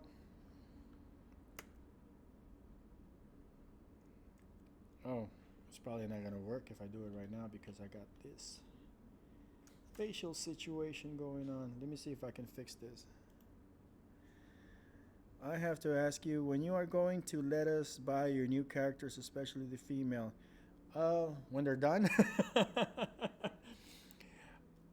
Every time I start working, like right now, I'm working primarily on this on the film. And working on the film has kind of led me to a point where I've arrived at a different design style. And I hate doing customer support. I don't know if that sounds bad. Um, so I like my products to be as perfect as possible so I can do as little work as possible later. I have 2 female characters that I can release right now. But I'm getting ready to release about 30 characters, and those are going to share a different design style, and they're going to be compatible with each other. So the way I see it, if I release these female characters right now, they're not going to be compatible with the new stuff. I'm going to get inundated with emails and calls from people saying, how do I make this character work with that? Or why doesn't this look like that? I want to make all these characters kind of interchangeable. So even Billy is getting a makeover. Kevin is getting a makeover. And those 2 female characters that I had already completed, Deirdre and Lainey, they're getting makeovers. And they're going to be made to have this type of system so that once I release this, which will be within the next month or 2, I think, no later than the end of February, once I release these, you're going to be able to take any of these characters and make your own without having to draw anything. You're going to take these guys' eyes and put them on a different character, and because they're drawn the same way, they're drawn using the same design styles and measurements and things like that, they're all going to be compatible. So by mixing and matching all those body parts, you're going to have the ability to make your own characters that are probably unique to your own project. You're going to be able to take, this guy, change his hair, change his ears, change his nose, and just make him different. Look at that. So you can create different characters just by changing a few sprites, but the characters are going to be built around the same system, so they're all going to line up and match up. The line quality on this eye, on this ear, is going to match the line quality on Deirdre or Lainey or Tonya, the other characters that are coming out. Um, so that's why I'm trying to ensure that I revise everything. I don't want to go through things like Tanya. You sent me those characters from Toons Unlimited recently to take a look at that outline issue. I don't want to run into stuff like that. So whenever I release a character like Billy, Kevin, I have not received a single complaint that I missed a sprite or that I missed an outline or stuff like that. I'm very meticulous about that because I don't like spending my time fixing stuff that I could have just fixed the first time around. That program, Toon Titan, the Toon Titan proper, the cell shading program. This is a program that I developed, man, years ago. There's been very little updates to it. And the reason that I haven't released the Toon Titan 5, which I do have, it's called Color Kraken. I use it for internal uses myself. But I use this one myself primarily, and even though I haven't updated it in years, it's not buggy. If a bug shows up, then I'll fix it, but it pretty much works as intended from the start, So I kind of like doing that because I don't like spending my time doing tech support. I want to keep drawing. Yeah, I have actually. Well, Billy is a black character. Uh, so he from the start he has dark skin, um, but the thing about my characters is that they're also render style compatible, so you can change their skin color to anything you like. I do have one black character coming out. Let me see if I can find the reference images. Um, I have some sketches here I was showing to somebody recently. This is Taco. He's a black character that's gonna be coming out too. It's part of the same series. But, oops, what did I do? Edit. Okay, so he's gonna have different hairstyles and different outfits and different facial hairs and things like that. But he's being built as a black character from the start. He's thin. And the beauty of this particular series is that you're going to be able to take this guy's head, apply it to this body, or take this upper body, apply it to that guy's lower body, and the art styles are going to blend seamlessly. So I'm trying to make sure that everything goes right, and I don't want to just release the one character right off the bat, and then later on, when I finally get everything worked out, find that it's incompatible and I just kind of wasted my time and everybody else's time. So, yeah, I have all sorts of different characters coming out. Here's a few. I'll show you a few of the ones that we got coming out. Now, these characters, I mean, and the reason I'm doing it this way is because I'm kind of doing double duty. Okay, for one,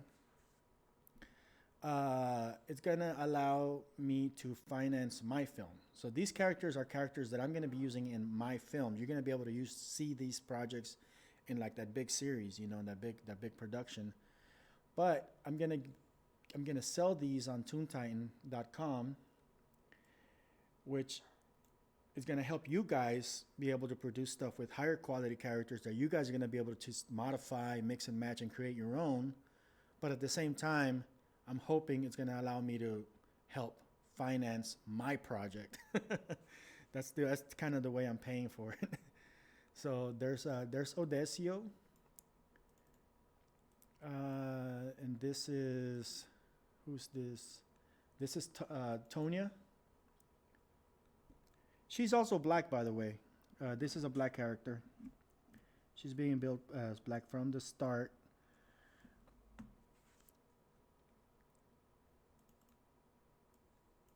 Uh, here's I think this is Sean. Sean has gone through different design styles, and you guys probably have seen Sean before. There's videos of him on my YouTube channel, and there was even a promo ad on Toontime.com saying coming soon and everything. But I pulled them out because we know we redesigned them so that he can be more unified with the new design style. I think it'll go a long way. And he's kind of more for like a villain character. There's gonna be different hairstyles. I mean, the version of Sean that I'm using in my film has like slick back hair with a ponytail. But he looks good. Corporate mafia guy. This is Mama Maria. Old lady. So all of these characters are characters that I'm going to be using myself in my own project, but they're going to be made available to you guys. That's Taco again. That's Lainey. See, that's the whole redesign for Lainey. And you guys probably have seen images of Lainey before, the previous design. This is the new version of her. She has that cute factor. And they're halfway between being realistic, dramatic, and cartoon. So they're somewhere in between, so they can go either way. You can make, like my film. I mean, my film is an adult film. It's not made for kids at all. There's cursing involved. There's violence. There's blood. There's drama. But at the same time, somebody else could take this character style and do something like Lilo and Stitch.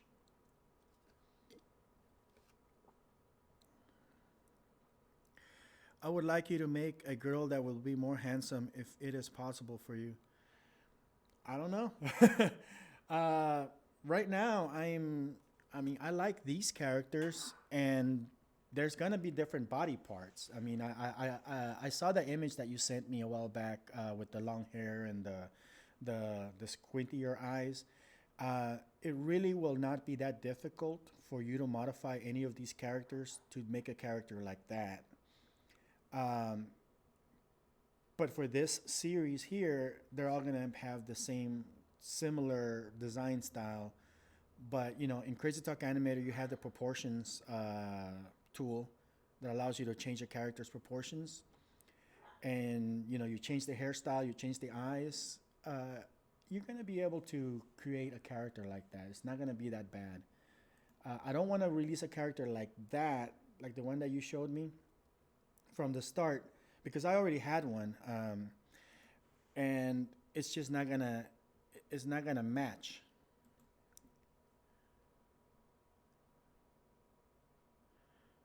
I think you're talking about Lainey. It's the same character. I think. Let me see if I have her in this computer. You're talking about this one. The L1 character, Lainey. See, it's really the same character, which is I just kind of redesigned her, and so then the new version, the official version of her is where's my Photoshop? Oh, it's here. So the new version of her is her. I mean, it's the same character. She's been redesigned. So in the official capacity in my film, she's gonna look like this, but this hairstyle's still gonna be there. The alternate body is gonna be there that you can shift and move around.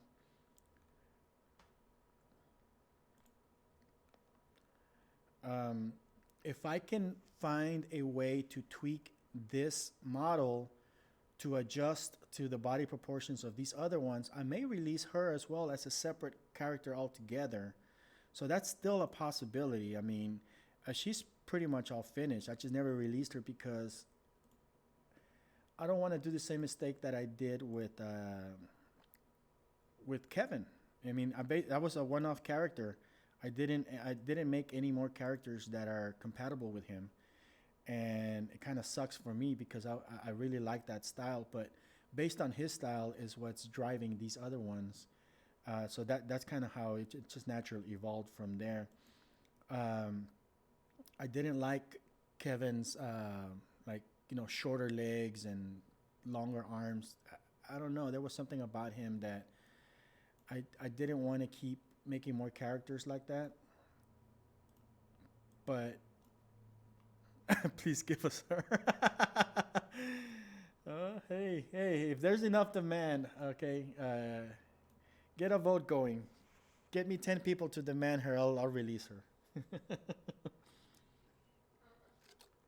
With the understanding that it's a one-off character, there probably won't be anything compatible with her. Um, uh, Thank you, man. Uh, Let me see if I can find the template for Lainey. See, I have so many versions of her. Uh, which one's this one?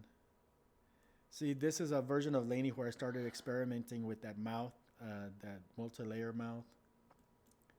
I mean, she has a cute body. She has like a nice little sexy type body and stuff.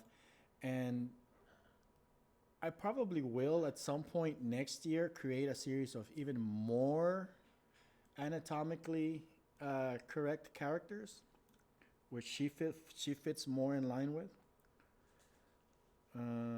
What's this? Oh, this is an even older version of Lainey. Okay, so this character is pretty much complete. I don't know what I was doing in there on that face, but I don't see. This is when I first started playing around with Crazy Talk Animator. I made this with Crazy Talk Animator too, and I was just learning what I can get away with, and I was still kind of limiting myself to what the manual, the book, the manual that comes with the program, recommended, and based on their recommendations, those designs were like this. You guys are familiar with the Crazy Two animator characters. They're very static, pointy, thin, ugly, and as a result, this kind of was like that too. I don't like her at all, but that's the beginnings of it, and it's just not something I want to see out there. To be honest, she's horrible.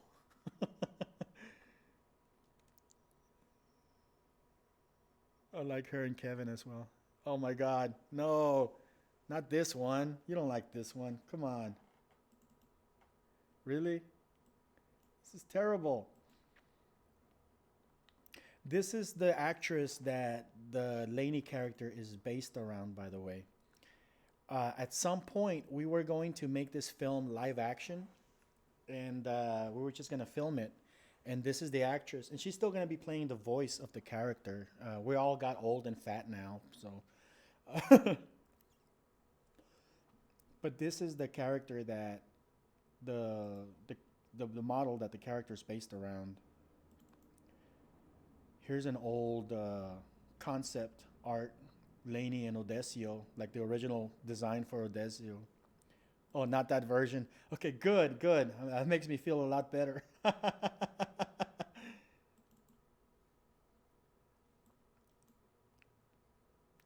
So here's a quick test in Flash. This was done years ago. I wrote this story a very long time ago. Um, so it's been a long process. What do we have here?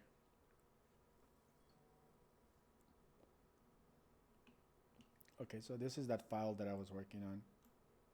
I have the finished version of her in a different computer.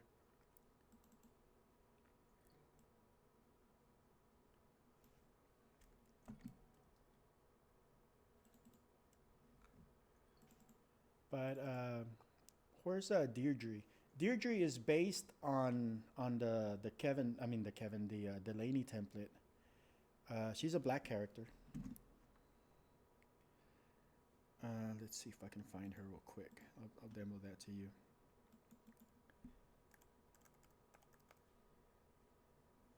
That's her right there.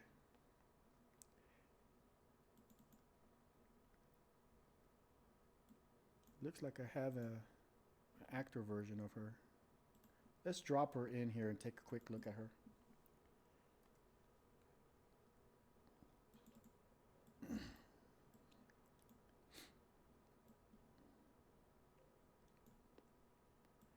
So she's modeled using the same template as Lainey.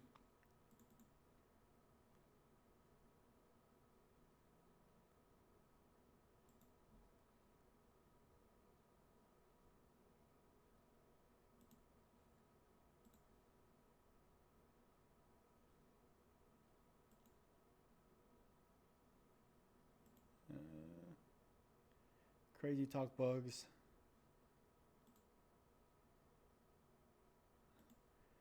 All right, there's some bug going on here. Sometimes a bug creeps in where it limits the frames that it can play. Let's see if we can get it to work again.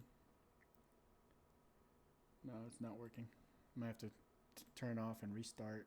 I don't want to deal with that. Look at that. It's giving me like 2 frames. You know what it is? This bug is associated with the export. It's really stupid, man. Come on, Reallusion, get your shit together. Go to render, render image. We get rid of this range crap in the render settings. Then we go back here. Look at that. Man, Reallusion is silly. So many basic bugs, and I don't know why people just don't voice their opinions more and make sure that this stuff gets fixed. I mean, if the stuff just worked, the way it's supposed to, this program could be used for so many advanced things. But as of now, I mean, you can see that I'm using Crazy Talk Animator 3 just because it has less bugs than Crazy Talk Animator 4 or Cartoon Animator 4.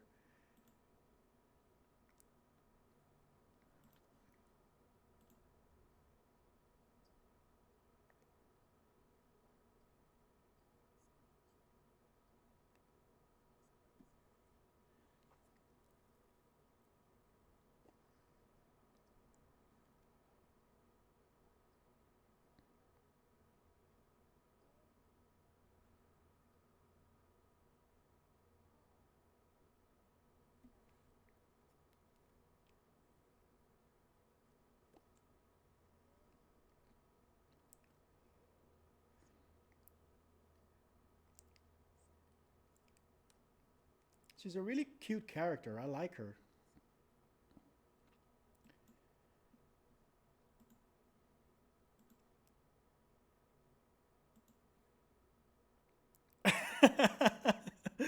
uh, please release her and Lainey.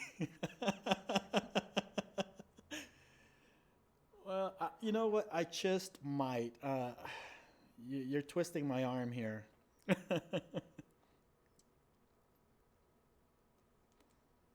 Man. Um, yeah, you can buy the templates. I usually release the templates at a higher rate, like $75, simply because of the amount of work that takes place to do it. And the, you know, basically you can take that template and fully customize it any way you want. Um, there's not much of a demand for it. I think since I released the K1 template and the Billy templates, I've probably sold like 5 Billies and maybe 3 Kevins. There's not really much of a demand for it, and because of what I do, I also kind of sometimes I gotta think about myself. A lot of my customers, they want to have like original characters that are unique to them and that they can copyright.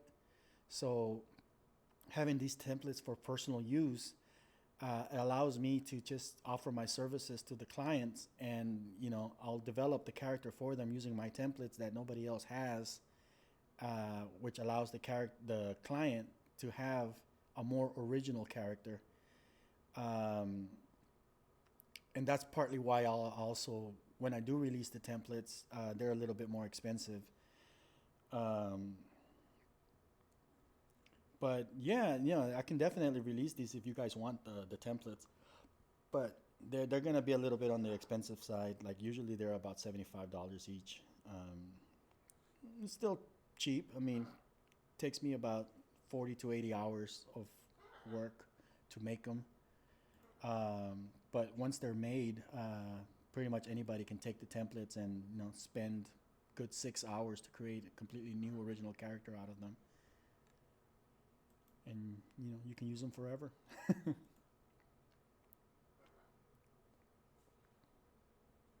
So yeah, okay, I'll release the templates if you guys want them. I mean, they're there. I just don't really make much sales from those. There's not much of a demand, especially now that pretty much Real Illusion is doing away with G2 characters, and people are just kind of clamoring to the Photoshop method.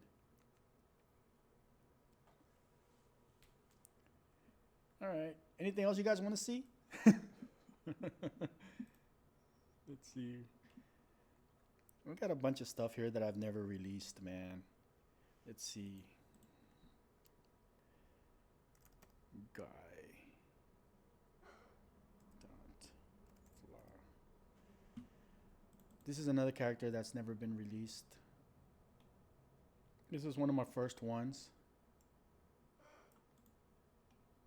It's a complete character, really goofy. It doesn't fall in line with any of the other characters that I've ever done. So one of the things that I emphasize a lot is formula.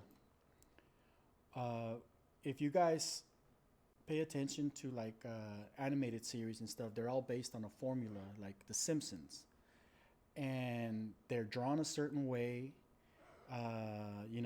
Bart Simpson is drawn pretty much exactly the same way that Homer Simpson and Marge Simpson is. They use similar color palettes, similar drawing styles, similar line styles, and that's what allows them to look and feel like they belong as part of the same world. When you start mixing characters like this one and a character like this one in the same series, the human eye can't adjust. They're just so different in style and proportions and color and everything, that you can't suspend disbelief. You can't really adjust to the fact that they would belong in the same world. So that's one of the reasons why I'm redesigning all the new characters to kind of fall in line with this style, so at very least anything that you guys modify and create will adapt and will always feel like they're part of the same cartoon series. Let's see here.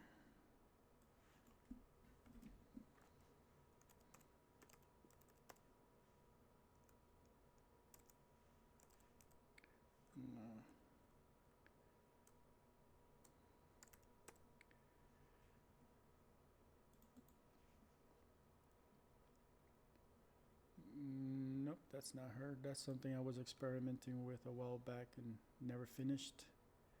Gallery.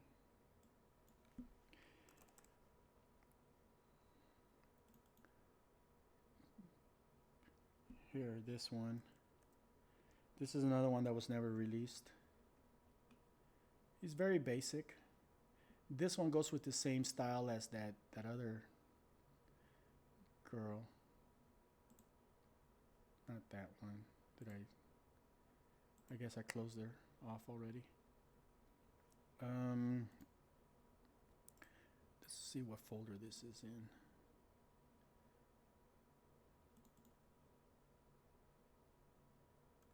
That's her right there. And usually when I design characters, I try to design them in their underwear or with as little clothing as possible. Because then, once I have the full body, the full thing, I can always go back and add um, whatever costumes I want. So this is the template for that girl. And somewhere in here should be the full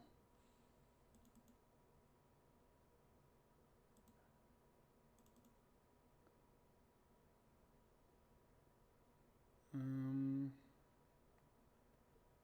mummy. What's this?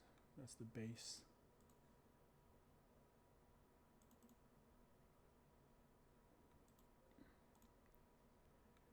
Somewhere here in here I have the alternate versions. Um, girl 2.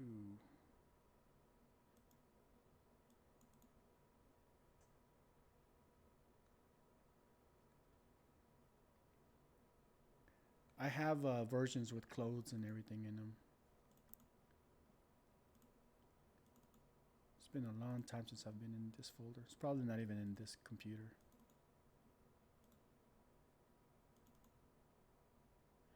Here we go.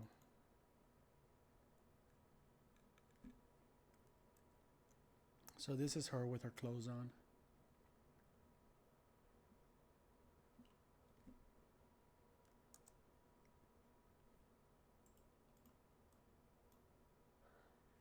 It's not bad. I mean, something like this is pretty good for like marketing videos, explainer videos, that type of stuff. But it doesn't quite fit or match anything that would be in like an entire series or like a film or something. So these have never been released, and I don't think I ever will. I mean, I don't think there's much of a demand for it, and it's probably going to be a disservice for me to release stuff like this that's not really going to look good with the other characters. They're just going to look out of place. Look at this bottom. Yeah, that just doesn't look right.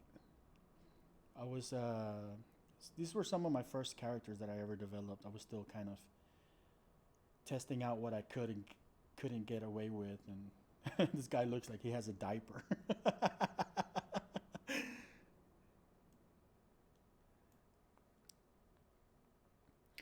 I bought the Toon Titan color palette. The use is really practical. Oh man, dude, that Toon Titan is one of my prized possessions. I used that. I made that program for myself. So the story behind Toon Titan is this was during Flash 3, and I needed a way to speed up the coloring process. So I'm like, well, what if there was a coloring calculator that I can throw in a color and it would automatically spit out the associated colors that I needed for the different things? And and nobody else had done anything like that.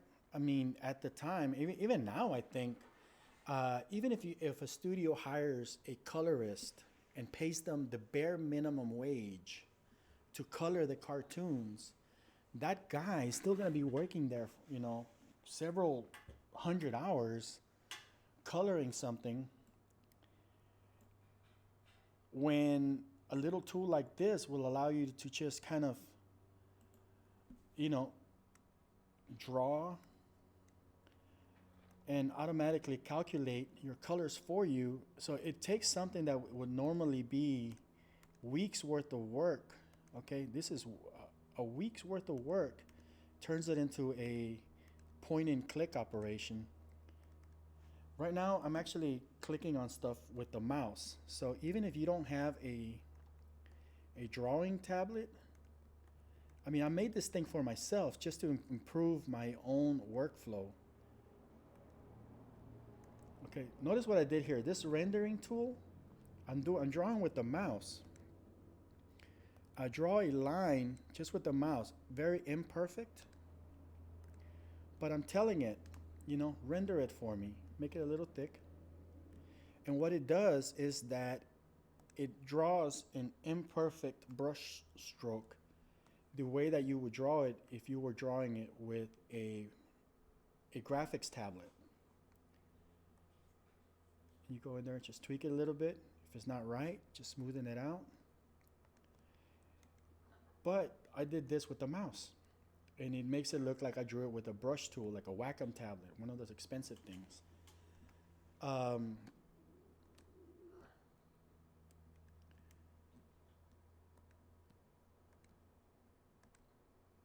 so this is a tool that I developed for myself because I needed it, you know? And I was fortunate enough that other people found it interesting. They started asking me to release it as a product that I can sell. At first, I was giving it away for free. And then I started, you know, I started seeing that, you know, everybody was using it, and they started saying, hey, why aren't you selling it? Why you should make some money off of this. And sure enough, I developed a newer version, a more robust version of it. I released it for sale, and it's still one of the most selling items that I've ever made. And, you know, Disney uses it, Cartoon Network uses it, Nickelodeon, even NASA uses it. Um, they've all found it useful for the stuff. If you went to the Club Penguin website, every single Flash-based cartoon animation sprite in that website is painted using Toon Titan. That TV show, not Fairly Odd Parents, Foster's Home for Imaginary Friends, they used it to paint their cartoon. Happy Tree Friends uses Toon Titan to color their cartoon. So it became very popular, and you know, my girlfriend would tell me, you know, you should have sold it for more. What are you nuts? Disney bought this thing and they only paid $44.95 for it. I'm like, well, they bought 10 copies of it. You know, I still got paid what I asked for it, you know, so I'm not sore. I'm happy that they're using it. You know, I feel like I did something, yeah, that I can be proud of. So I'm really proud of this program. I made it for myself, and it's very useful. This thing is something that I've never seen anywhere else. Like, you have a color, right? Let's say that you're painting a character's skin, and you don't want to move away from it, but it's only a temporary. You click there, it saves it. Now you can go and get something else, like for the hair, and go like that. But at any time, you can come back to that color and paint with it.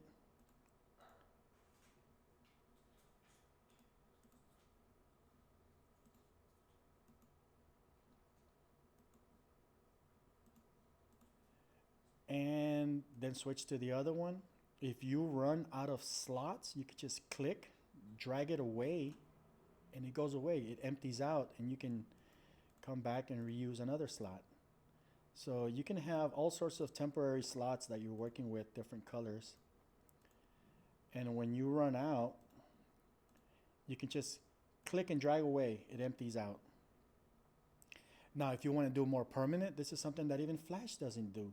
You know, if you want something more permanent, like, okay, this is Odessio's color, you know, or Lainey's skin color. You want to be able to use that color from now on and on a more permanent basis. Then, you know, you make sure you have that color selected. You go to save. You give it a name. You know, what character does that belong to? All right, it belongs to Lainey. Object. Okay, that's her skin. And you save it.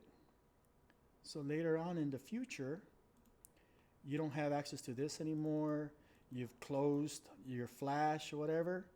You know what? You open up your colors. You have an entire library of colors that you've saved. And you click on that, you go back, and it brings it back. See? So you can bring it back at any time. It saves you a little library of colors for all your characters and things that you use on a normal basis. That's something that, I mean, stuff that nobody else is doing. This little area here, this was inspired by the movie called Brother Bear.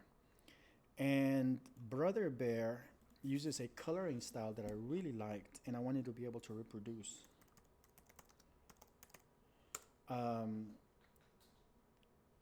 Let's see here.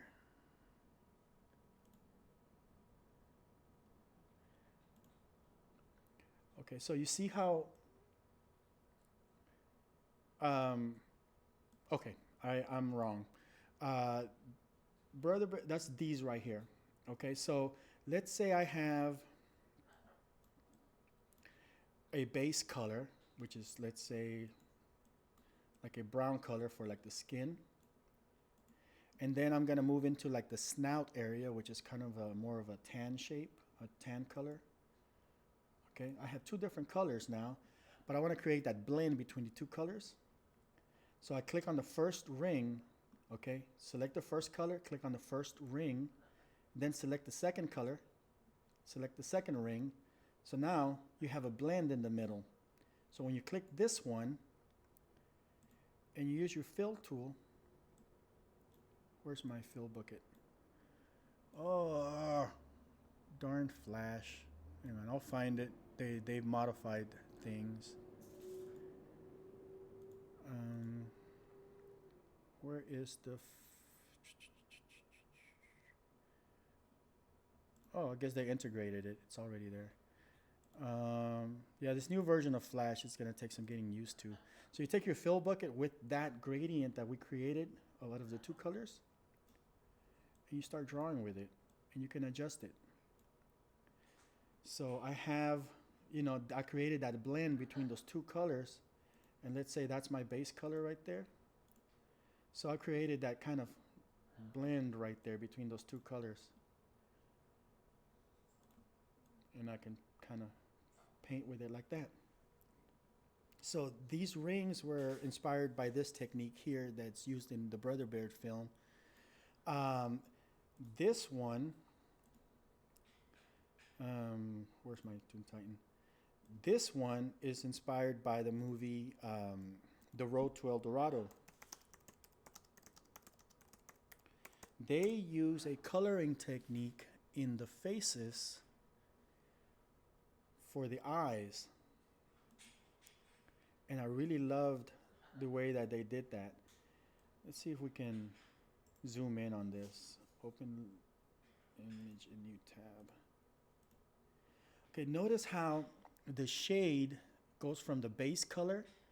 Now there is obviously, a bump here. Okay, your forehead sticks out, so it naturally creates some kind of shadow, right? But the shadow should blend in with the base. And I really love the way that they pulled this off.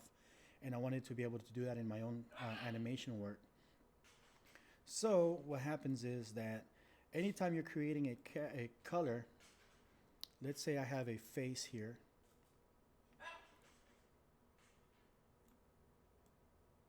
I'm just gonna do this. And anytime anytime I have a base color, I'm automatically calculating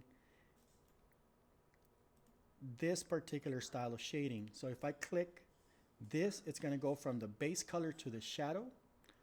So this would give me that particular Road to El Dorado look.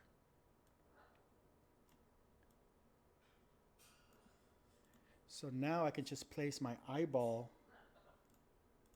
on top of that, and I have sort of a three-dimensional depth that you get out of something like this. Or I can click on this one, and this one goes from the highlight to the base. So if you're doing something else, you can paint like that. Or you can go to through a little bit more extreme and just go, highlight to shade. So that's what those things do. A lot of people don't even use those because they don't bother reading the manual. I wrote an entire, I think it's 30-page manual and all the different functions in here. There's things inside of Crazy Talk where, Toon Titan where um, are probably not that relevant anymore. Like if you click here, any color that you mix is forcing it to be television safe. Most people don't have CRT televisions anymore, so they don't have to deal with this problem. You could just paint with whatever color you like because most people have HD TVs now.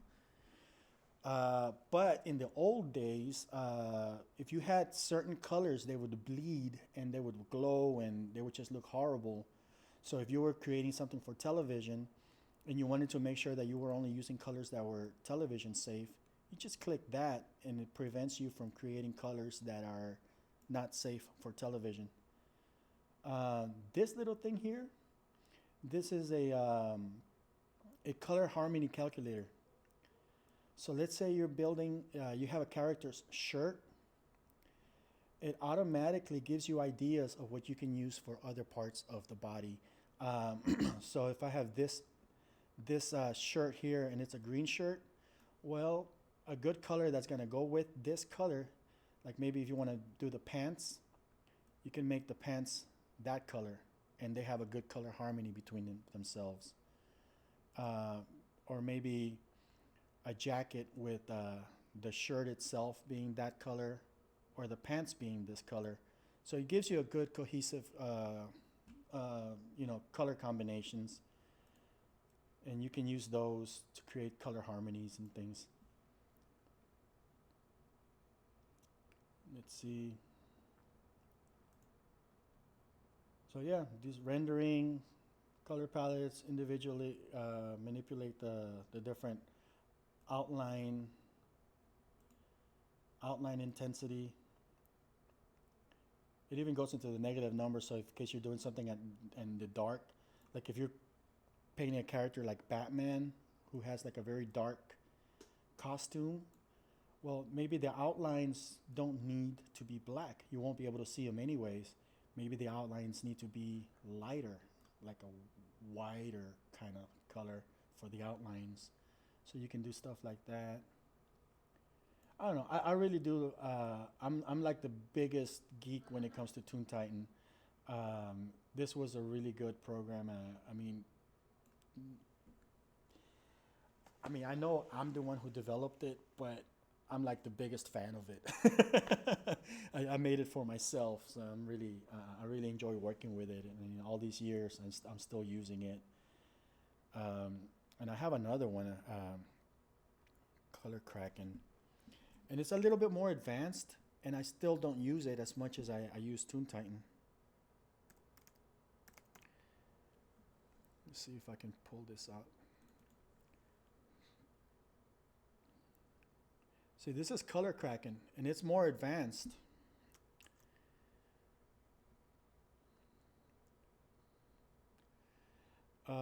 So Color Kraken allows you to work with and it's also a little bit more adapted to tablets and things like for people who use Wacom tablets. You just select your colors and stuff. You still have the cell shading applications and things. You got this little knobs here for adjusting the colors. A lot of this stuff, web safe colors, and you have custom templates. So if you have a character and you want to just save your characters, instead of saving them by name, you just save a screenshot of your character and you can use that as your color palette. It's really nifty. Eventually I might release it publicly, but me personally, I still use Toon Titan. I haven't had any issues with it. Let's see, like a grayscale. It's a lot more functional in certain aspects. You get access to different like tools, like red pencil, gray pencil, blue pencil. A lot of different functions. You still have the palette here. But Color Kraken is definitely way more advanced than Toon Titan, but I still don't use it. I haven't gotten used to it. I feel like I still need a lot of work to get it to be like something that I can release to the public for others to use. And if I don't use it myself, how can I expect other people to use it? So I like to stick to Toon Titan for now. Da-da-da-da. All right, I have a bunch of errands to run today. I got sidetracked from my project. Who all is still here? I got 3 people watching. Anybody has any questions? I think I'm gonna start closing it off in about 10 minutes or less. Um, I am gonna have to spend some time working on my character. Once I finish this one, I'm gonna be working on Laney. And what do you guys think? I mean, a lot of companies and people who do things like this, they like to, I guess, test the waters and see what the interest level is and um, whatever. Um, should I put out like a pre-release product? I mean, would you guys be interested in prepaying for something that's not released yet? Let's say I say I'm gonna have a pack of 10 characters by February, and that's gonna be these characters. What is the interest level in prepaying for that collection at this point in time when it's not finished? I know a lot of companies do this. I mean, Reillusion does it. Whenever they're gonna release the new version of the thing, they start releasing the pre-sales. They start selling it before they actually complete the project.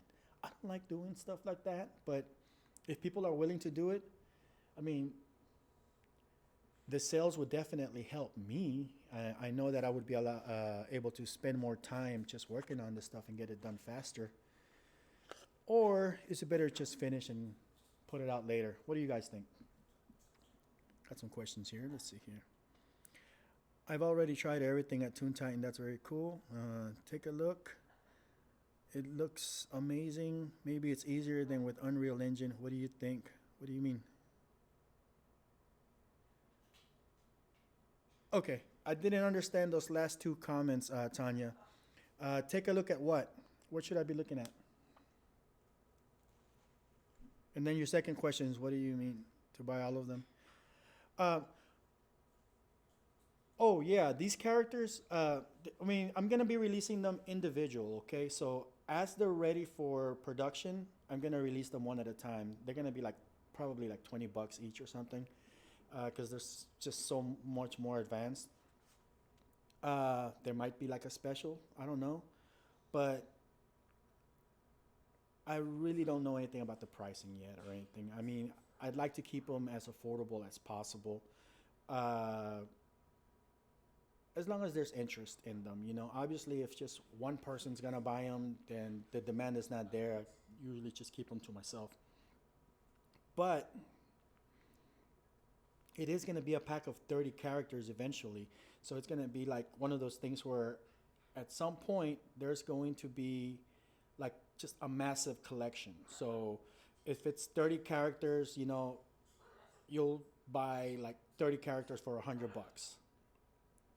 So that's if you're buying each character for $20, that's already like a crazy deal, right? But the drawback is that you pretty much have to wait until the pack is released to have your thing. It's kind of like Kickstarter, I guess. When you do a Kickstarter, you say, "Hey, I'm gonna build this project. It's gonna cost $30. So pay me $30, and you're gonna receive a copy of it when it's done." And these Kickstarter guys, they might take a year, 2 years to develop their thing. Eventually, you get your product. I don't know. I don't know if I'm into all that stuff myself. So I'd rather just, for now, just kind of release each one individually, sell them as they go if people want them. And once they're all done, then maybe we'll release a whole pack. But that's that's uh that's a long way down the roads. I think it's gonna be at least till the end of February at the rate I'm working right now. I'm thinking it's gonna be maybe at least 24 characters by the end of February. I probably won't have the full 30 yet, only because some of those last characters are not that important to my script. They're very small characters. Um,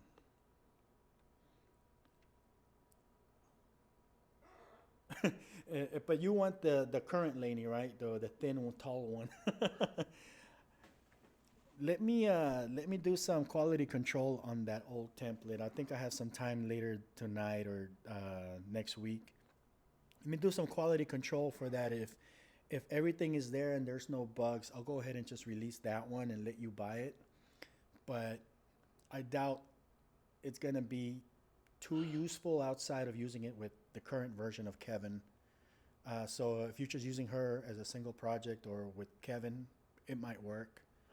But if you're looking at like future things, it, the styles are not gonna blend. It's kind of like using the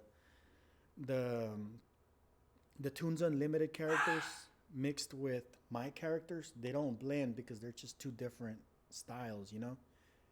From a professional standpoint, they don't look right. I know a lot of people don't care. They can make it work.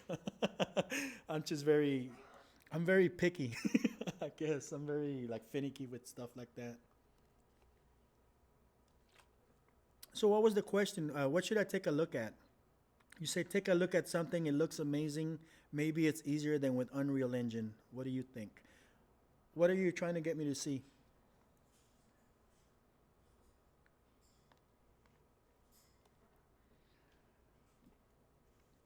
I really like that black girl character. She's really pretty. I don't know, something about like the way she's drawn. She has she's very attractive.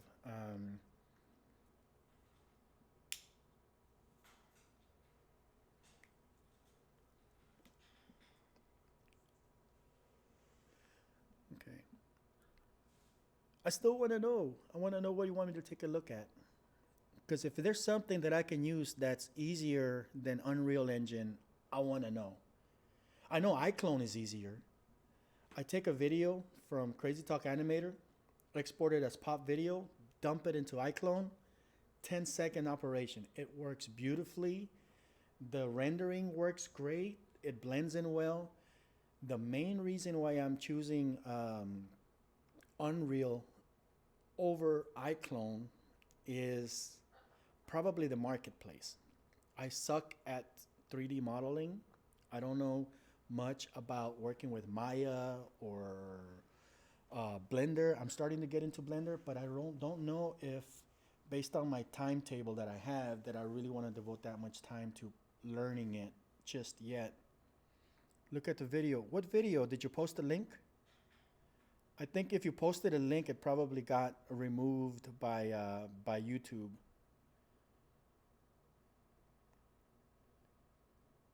Is it if it's a YouTube video, just copy and paste the video ID, and I'll grab it from here so I can look at it.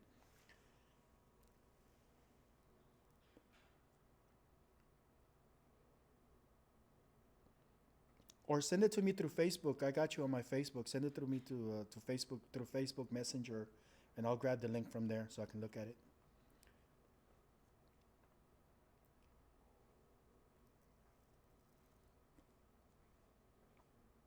But yeah, no, the Unreal process is a little bit tricky. I've had a hard time getting adjusted to it. I know that with iClone it's a lot easier, but the marketplace, man, the Unreal marketplace has entire game levels already developed. They look beautiful. So I know that for a lot of the settings that I need for my film, I'm going to be able to just, buy these backgrounds and drop them in there. Okay, I'm gonna look for it right now.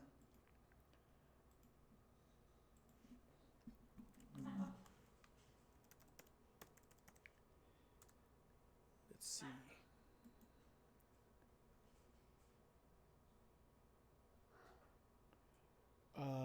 And the way that the rendering engine works, no, I don't have it in my. I don't think I got your link through Facebook.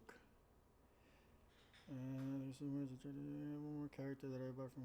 So if you have time, Yeah, I can take a look at your characters. No big deal.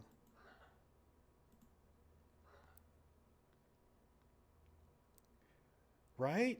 I mean, it just has such a huge marketplace, and I've been able to find like the warehouses that I need, and a lot of the. I know I'm gonna need like highways and roads and stuff, and I mean, it's just such a big community. They've developed so much of that stuff already, and ultimately, I think I'm gonna be able to uh, to just um, to just make use of that within Unreal. I mean, with iClone, I have to deal with the lights and stuff. I know that with Unreal, it just works. I mean, I can do more lighting and things like that, but even if I don't, it looks great. The other issue I have is the bugs. I spent a lot of money buying iClone stuff, plugins, and things like that. I got the the motion capture plugin and the whole solo thing for perception neuron. The rendering thing, forgot what it's called. Some kind of rendering thing a couple years back. None of it works with the new version of iClone, so I wasted that money. So now I'm expected to buy a whole new plugin. So I know that once I start working on this thing, I want it to work. And from a technical standpoint, I know that just dropping a pop video into iClone works. It's a 10-second operation. It's easy and it doesn't look bad. Yep. But then when it comes to it, so here's this video that Tanya sent me. Tutorial iClone 7 to CA4. Okay, well, let's see. Skip. What's he doing? See, so okay, so he's making. So he's got his environment in iClone. Resolution. Da, da, da, da.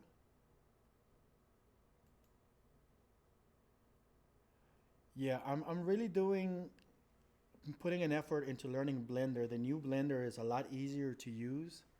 Oh, okay, I see what this guy's doing. He's exporting images out of iClone and using them. I bet you he's using them as static images inside of something else. Yeah, he's importing the images from iClone and using them as backgrounds inside of Crazy Talk. Um, no, I don't like this method for my personal work. For one, if I'm gonna do this, I'm gonna do it in After Effects because at that point I'll regain the ability to use my shadows and extra lighting and things like that that Crazy Talk or Cartoon Animator doesn't have. And Cartoon Animator itself, once you start putting a lot of graphics like this into it, it does get bogged down. It puts a strain on the processor. I don't think they have a way of handle a lot of the heavy stuff that I do.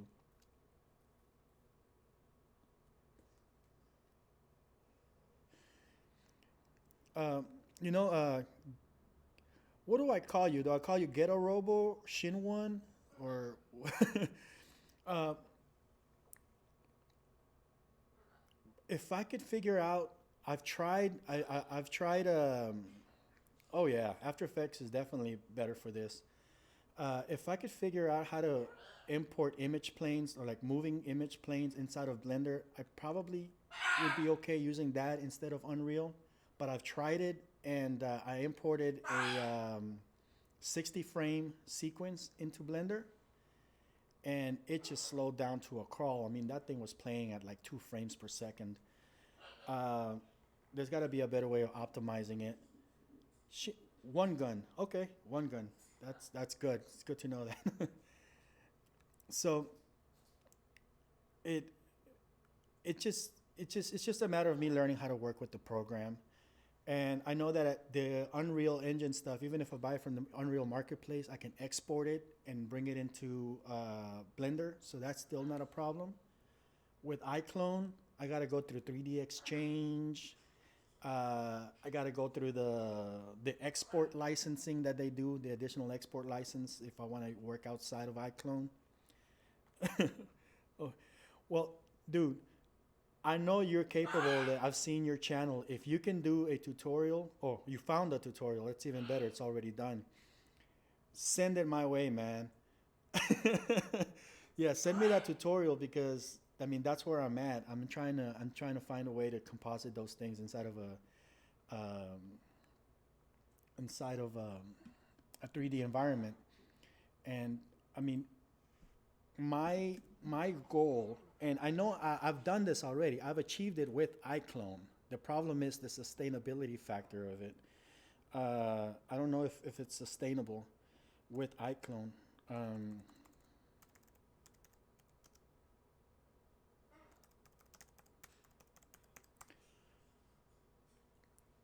Something like this with with my current workflow with the mocap, the Crazy Talk Animator 3, and Unreal Engine, it's very easy to do. And this is stuff that Disney was doing in the late 90s. They spent millions of dollars to do, hundreds of staff members. We can do this now in a simple home computer with the Unreal Game Engine and Crazy Talk Animator or Blender. Yes, I'm on Facebook, Ibis Fernandez. Just look me up and add me. I think 3D Exchange is kind of ridiculous. It should be just an additional function of iClone itself. I mean, all it does is a way of converting and importing and exporting. So why can't it just be part of the program? It's like the and the useful version is the pipeline one because even if you buy the regular uh, 3D Exchange, it's still limited. You can't export like to FBX and all that stuff. So you gotta go for the big bucks. I think it's like $500 or something. It's all free now. Whoa! Wait a minute. What's all free? 3D Exchange is free.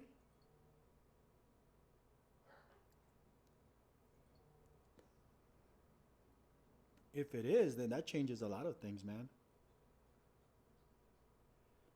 I might have to rethink this whole Unreal Engine thing.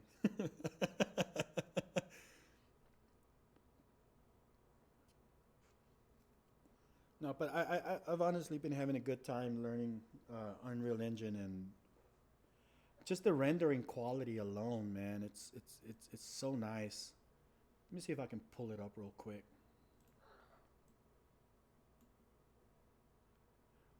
Oh, Blender and Unreal. Oh, hell yeah. Yeah, definitely.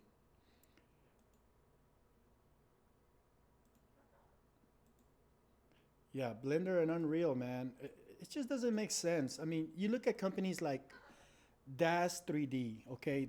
They became successful by creating a marketplace that was producing content for Poser. Eventually, they developed their own Das 3D software, which kind of replaces Poser. Uh, they played around with selling it as a alternative to Poser, um, but I think they did the smart thing. They decided to give away the Das 3D program itself, and by doing that, they just increased their user base like exponentially. So you got all these thousands of users now having access to this awesome 3D product. Octane Octagon, I think it's called the modeling program, and but the Das 3D, it's free. So you got free access to this incredible 3D program, and then you have the marketplace. These guys are making a killing just from the marketplace alone. And I think that if Real Illusion got their shit together, they could do the same thing. I mean, there's nothing stopping them from just putting these programs together, releasing them for free. They already make most of their money from their own content marketplace. already. And the only thing that's going to happen is that they're going to increase their user base. If people, yeah, Hexagon, yeah, that's what it's called. Um, they're going to increase their user base like so much, and all of a sudden people are going to want that content. They're going to go and buy all that content from their marketplace, and they're going to make even more money from it. So I think if they got their shit together, they could do the same thing that Das 3D did, and they're going to end up making a lot more money from a business standpoint as a result. But I don't know. They're kind of wacky as how they do things. You guys want to see something goofy? I'm going to show you guys something really stupid.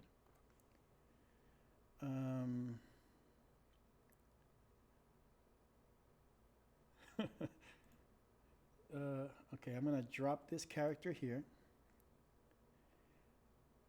and I'm going to import a character template. This is a bug that has existed in Crazy Talk Animator since version 2. Their plugins cost like so much more than the product itself. I would love to be able to use that motion capture stuff, man. The new live link stuff, but Jesus, man, that's like $1,500 or $2,000 or something. And the live link plugin from Unreal itself is free. So it's just that one interface between their iClone stuff that makes it unique. I mean, the open source community is pretty big too, so at some point, somebody is going to decide to sit down and just write an open source version. And, you know, all that effort is just going to go away. So, okay, I'm going to bring this in real quick. I think I have one that I can use that's not broken. So I'm importing this template.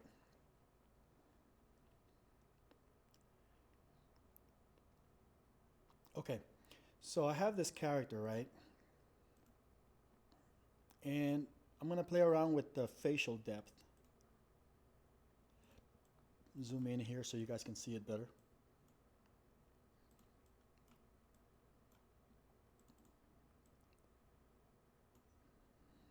Yeah, man, I wish I had those kind of skills.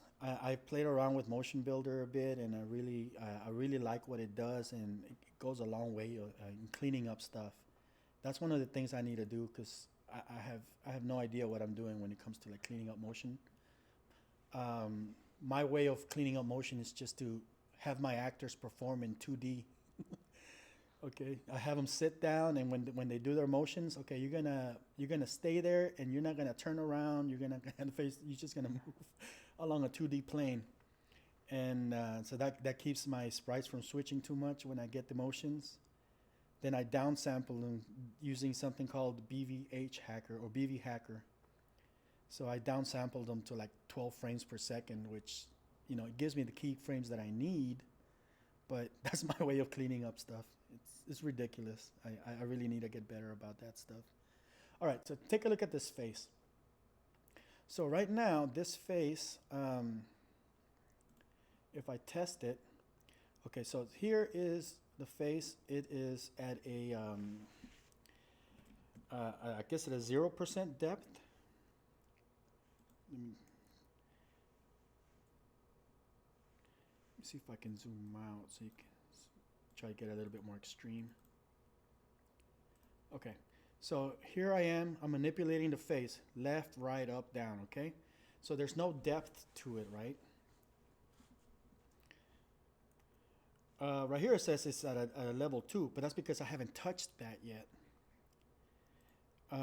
If I go in here, I just kind of like do the head rotations. See how the head is moving? There's no depth. Okay, and that's fine. So that's the base. I guess we call that a 0 depth. But now let's say we want to try a depth of 1. Now we've interactively manipulated that. We go to face preview. All right, so now we have some depth. That's a depth of 1.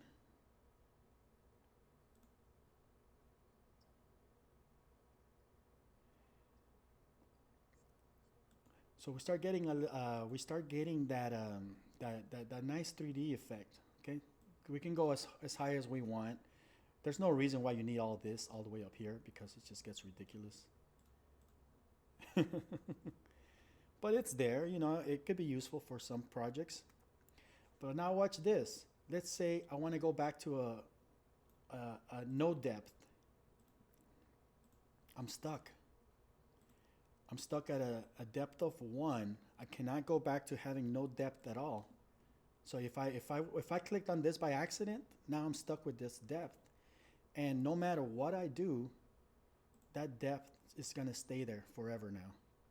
And I cannot go back to having no depth at all. And this has been there since Crazy Talk 2, this version of Crazy Talk, and the Cartoon Animator 4.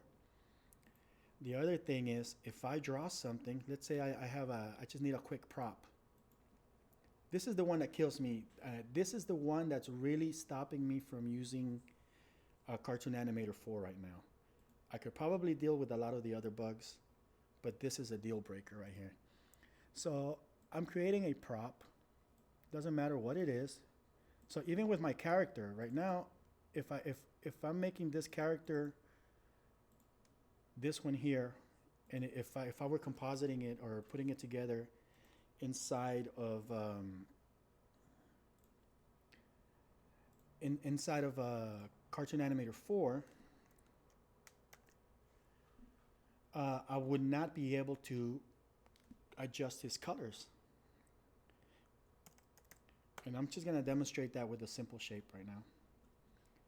So it has this great feature that allows you to set up render styles. So I'm going to drop it in Crazy Talk Animator 3.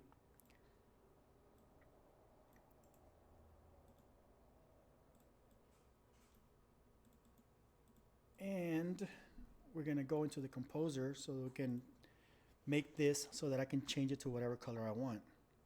So click it. Go to the vector grouping. Okay, here's my base color. Let's call it skin 1. And that's my outline. We'll call it skin 2, right? And it's perfect. Everything worked out great.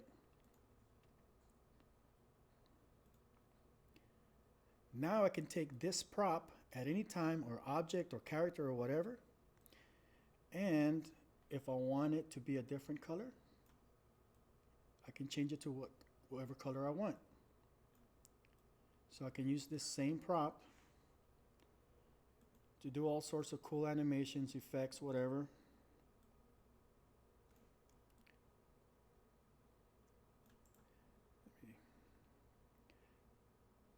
Okay, now I copy this, edit. There's no copy function. Okay, that's fine. We'll just use duplicate. There we go. That's how you do it. Remove object. So I can have that. So if you were creating multiple characters by manipulating the body parts and stuff, you want to have different hair colors, different, you know, whatever, different shirts, you're making a crowd of different people. So this is the way to do it. But now we're going to go to Cartoon Animator 4. Now, mind you, I reported this bug since the beginning. Okay, so here's the fun part. I just launched Cartoon Animator 4. Pay attention to how long it takes to launch. We're still waiting. Yeah. In the meantime, I'm going to launch Cartoon Animator 3 again. Or, yeah, Crazy Talk Animator 3. Look, Cartoon Animator 3 is launching.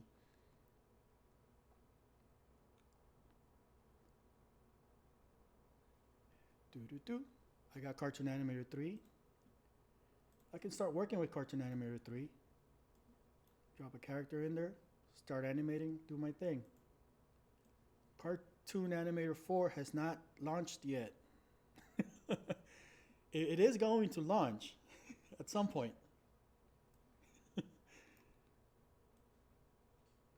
At some point it will. Let me see. Let me make sure I did click on it. Yeah, it's there. It's launching. It's in the system.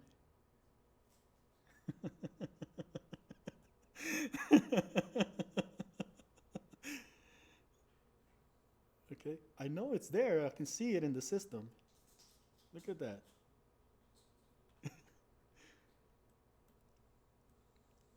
It's just gonna take its sweet time. And hopefully it launches soon because I'm getting impatient.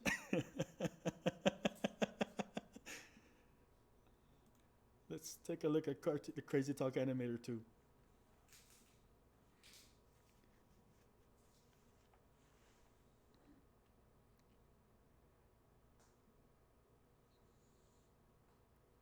I can tell you my whole life story. Probably. Oh, look, Cartoon Animator 4 is starting to launch. Okay,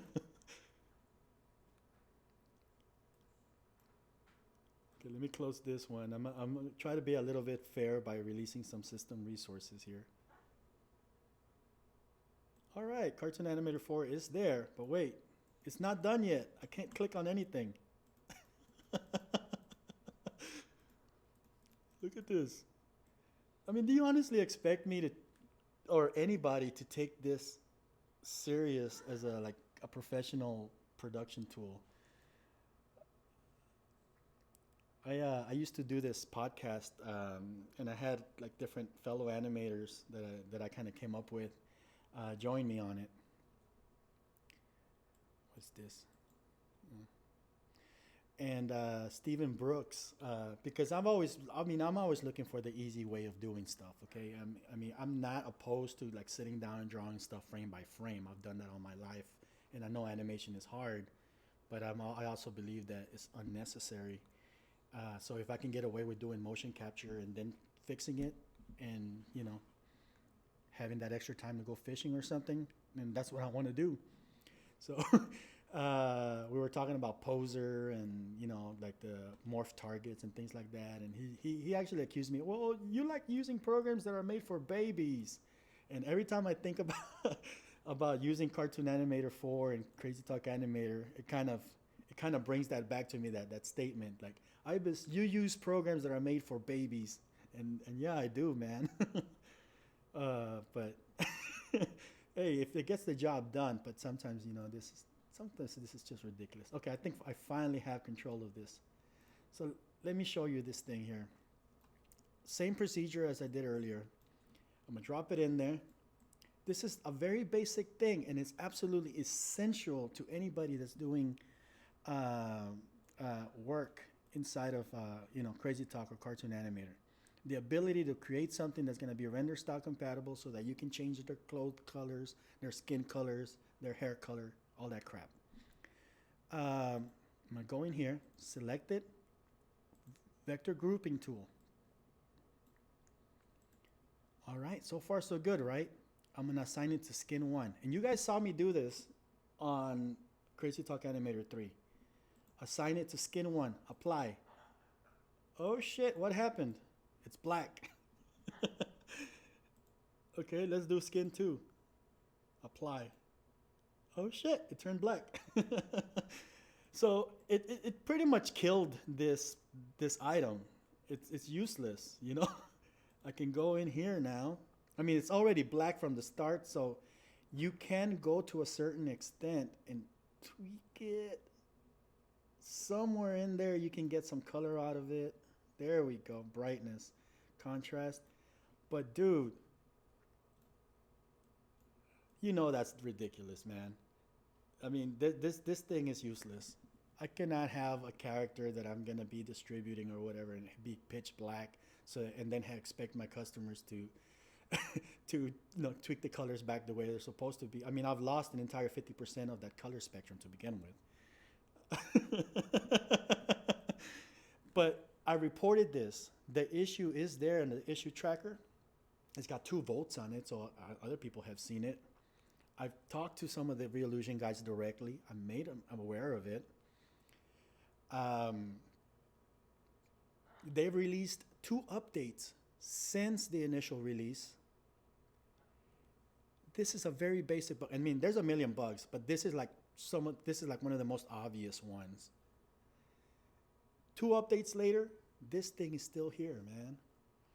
And my suspicion is, of course, like whenever they do release an update, it's really for the purpose of counteracting whatever patch some pirate did to hack their program, you know. Oh, they released this, they hacked this version, so we're gonna patch it. That's the update, you know, just to prevent people from pirating it, I guess. That is my suspicion. Okay, I don't have any proof behind it, but I have a feeling that the only patches that they really release are mainly for counteracting the piracy stuff, because they're definitely not focusing on actually fixing the actual usability. There's some goofy shit here. I don't know. I don't know if I can pull this one off here. Let's see, character. Any character. Oh, I've done a million videos about it, dude. My and this was an accidental video. Okay, I was really excited about Cartoon Animator 4, so I released a completely impromptu video, more of like one of those let's play type of videos, you know, like with video games, where I'm just gonna sit here, explore, see what's new, see what happens, and in that video, I started running into all these crazy bugs. And this was me using the program from, like, I had not tested, I was not a beta tester. I had never used the program before. I just decided to live stream myself playing around with the program. Yeah. And as I'm playing around with it, I start running into all these bugs and usability nightmares. And yes, I know it's not a flattering thing to see, you know, somebody, because I do have a small following within that community. So I know a lot, and if you look at the comments, a lot of people are like, oh, I'm not going to buy the program after seeing this and blah, blah, blah, whatever. Uh, but so I know it can be a bit of a marketing, you know, I wouldn't say nightmare, but a marketing hitch for them to have those type of negative type videos out there. So what they did is they filed a copyright claim against my video. And in like 10 years plus that I had my channel, I've never had a copyright claim filed against me. And this video, which pretty much became my most popular video because of, you know, it's a brand new program, everybody's interested in knowing about it. And they're seeing this, and yeah, it can be seen as a bit negative. It's not my fault. I didn't put those bugs there. If anything, I'm doing their quality control for them. You know, instead of just fixing the bugs, they file a copyright claim and take down my video. Now that's been reversed, so the video is back online. But man, that's just bad form, man. So yeah, you know, we started our relationship really great, and no, yes, I am serious. There's a whole bunch of threads and stuff, and I kept posting like screen captures of my back and forth with YouTube and Reallusion and stuff on the Crazy Duck Animators users group on Facebook. But yeah, man, it was stupid. I mean, come on, it was a live stream video. All the content that I use in there is my own content. If I were to show a character like I'm showing here now, even if they can claim copyright to this, you know what? I pay for the program, therefore I pay for the license to use this in my content. So that still doesn't fall under any kind of copyright stuff. So there's nothing about it. They just wanted to shut it down. Okay, so look, I'm gonna run this thing here. Now this one's a stupid one. I don't care about this one. I think it's right here. Come in for using this function. Okay, this is just a silly one. It's stupid. You can still adding sprites for other angles. It annoys me because I I'm a stickler for proper grammar, especially in professional stuff. You can still adding sprites for other angles. So that's more of an annoyance to me. It's not a bug. It's just if you go back to Crazy Talk Animator 2, that same message, dude, they have not fixed their grammar since 8 years from now. But here's an annoying one. They have this function here. Load G2 actor SWF design template. Okay, so this is how you bring in a template, right? Now, this is something I already did. Yeah, yeah, and I'm sure I could probably counteract with that if I was a little petty and stuff, but you know, I like their software, man. I know they have potential. My first interaction with Crazy Talk Animator, I mean, they sent me a free copy back when Crazy Talk 1 came out, and I really loved it. I saw the potential in it. I never got to use it on a professional basis. I used to run a website where I used to do like reviews and things, so that's why they sent me a free copy. Yeah, grammar, man. If you go back to Crazy Talk Animator 2, that same grammar and like spelling and crap is still there. But I used to run this website, and because of that, and I wrote a book too, so that book was fairly popular for a while. So yeah, they wanted me to review their program and take a look at it, see what I thought. And I was really excited about it. I really loved the whole puppeteering aspect of it. I thought it was a great time saver. I played around with it a lot. I never used it on a professional stuff. But when Crazy Talk Animator 2 came out and I saw these G2 characters, um, I'm like, okay, no, they had my money, man. Day one. And from that moment on, you know, I was like this big evangelical guy about Crazy Talk Animator 2. And, but, you know, everything started falling apart when it came to Crazy Talk Animator 3 and so on. Okay, so I just imported this template. Lower G2 actor, okay, that's the standard one. Now, theoretically, well, hypothetically, I need to get used to saying that because a theory has been proven. A hypothesis is just, hey, I had a thought. Okay, so hypothetically, this is supposed to update your character. So if I've already done work on this character, adjusting the masks and positioning of this stuff like that, and I don't want to have to redo all that work, I can just import whatever new stuff is in here and bring it into the character. So any changes that I've done outside, it'll just upload the new stuff. So I go to modify, update, and I haven't changed anything. I'm just gonna bring the same one in. It doesn't really matter whether you change it or not. The bug is the same. Open. It's supposed to update your character. Update actor SWF success.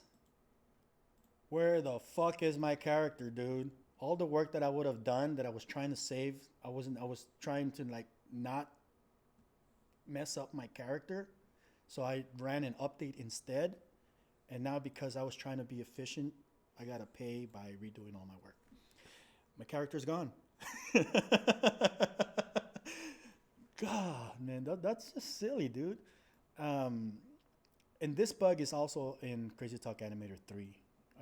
It works fine on Crazy Talk Animator 2. Jesus. There's so much stuff in here, man. What the hell happened here? Oh, yeah, it just destroyed it. But, man, I think they really do need to put some effort in their quality control. But I still like the program. It's still useful if you know how to work around the bugs. That's part of the reason. That's what I tell people. If you're gonna use this for professional usage, then the way to work with it is to understand the bugs and how to work around them and where not to go.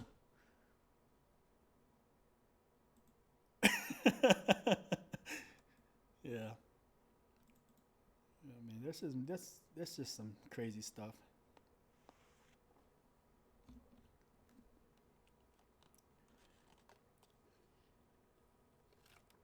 Yeah. I really like that new headshot plugin for Character Creator 3. They're doing some really cool stuff, man. I wish, like this film that I'm doing right now, if I were to take the actors that are doing the voices, headshot them into Character Creator 3, I could be done with all these character work in a couple days, right? And yeah, I wouldn't mind using iClone, but and it would make my life so much easier. But they're still at the stage where, me personally, I'm not a 3D guy. I don't know how to build stuff from scratch that way. It takes me a long time to do it. I can work with SketchUp to build scenes and props and general architectural things, but I can't model to save my life, like things like hair and organic matter. Um, so you have this awesome tool with great character building stuff, the headshot thing, but you're still limited to like those 3 or 4 hairstyles because there's no way of creating custom hair. You have to do it in an outside program, Blender, Maya, whatever.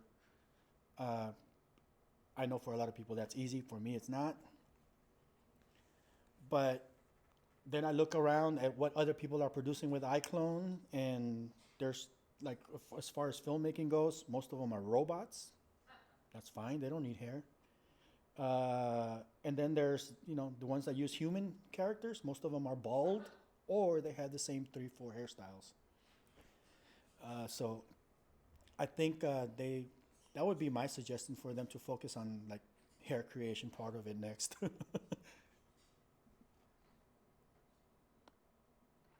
I agree, man. Definitely, you should not have to find something just to workarounds. And yeah, for me, like with Crazy Talk Animator 3, the reason I use it is because at the end of the day, nobody else has produced something that advanced when it comes to bipedal characters. Okay, you can. I'm sure that you can take your time with Blender, with Maya, to rig up a skeleton with sprites that change based on the angle that they're moving and stuff like that, and things like that. But I'm assuming that that would take an incredible amount of time to do it. Convert Das hair over. Yeah, you know what? I thought about that actually, and yeah, I think that is probably like the solution. And for me, it doesn't work, but simply because of the time and my level of knowledge in that area. But man, I saw some tutorials about bringing in the DAS characters into iClone and also bringing in iClone characters into Unreal, which makes them look great. I did some of those tutorials; they work out really good too. But to me, it felt like it was a lot of work. But that's just the way it is, though. Some of the stuff that I do is probably considered a lot of work for other people. Like I can sit down and do these G2 characters and spend all this time on them and stuff. To me, it feels easy. That's because I've done it for a long time. And I have no problem just sitting down and just drawing frame by frame characters and stuff if I need them. And it just feels like natural to me. But I'm gonna have to dig deep in there, man, because it's definitely something I want to learn, especially if I can bring them into Unreal, because that's where I'm focusing on the most right now, the Unreal game engine. I'm probably gonna finish this film as 2D, but I have a whole bunch of other stuff that I could be doing in the meantime with CGI characters. I really like the aesthetic of uh, the video game stuff, like Uncharted, PlayStation for the PlayStation 4 or 3, or both of them. Uncharted, The Last of Us. If I could make films that look like that, I would be a happy camper.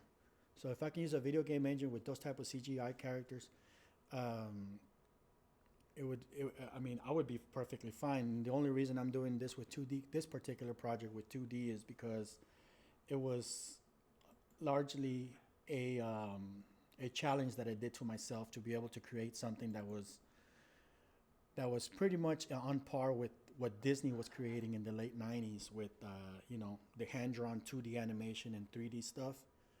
And it's just like a personal challenge for me to be able to build something that looks like that using my home computer and as cheap a software as I can get away with, Flash, Unreal Engine, or Icon.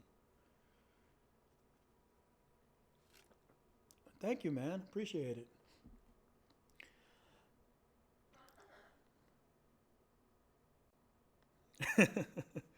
Yeah, no, it's definitely a lot of work. After a while, it just, if you're doing it for a while, it just kind of feels easy. Yeah, but I'm gonna continue using Crazy Talk Animator 3 for as long as I can get away with. It scares me, man. It scares me because they're starting to get to the point where they're no longer allowing you to use the older version of their products. So if they're gonna get rid of,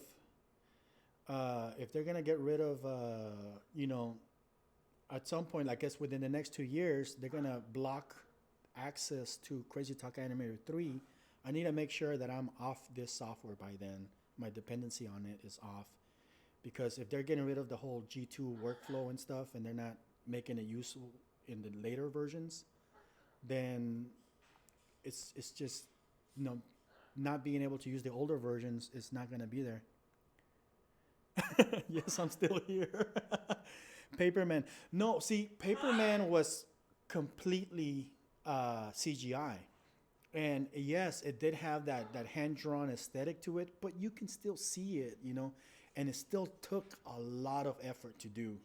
I don't think we're at the point in time where a single person can create something like Paperman by themselves in a um, in like I don't know what's the word in like a reasonable amount of time.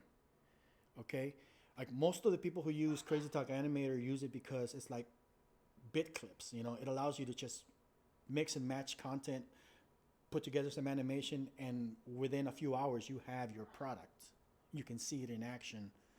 Um, and that's just kind of like the attention deficit disorder that this whole internet thing has given us. That we just want that quick output. Um, I don't think I know that a single person can do it, but it would probably take them maybe a year to produce something like that, which is only a few minutes long, even with CGI that looks like hand drawn 2D. So the technology is there. I mean, it's possible, but I don't think a single person can do it by themselves. Um,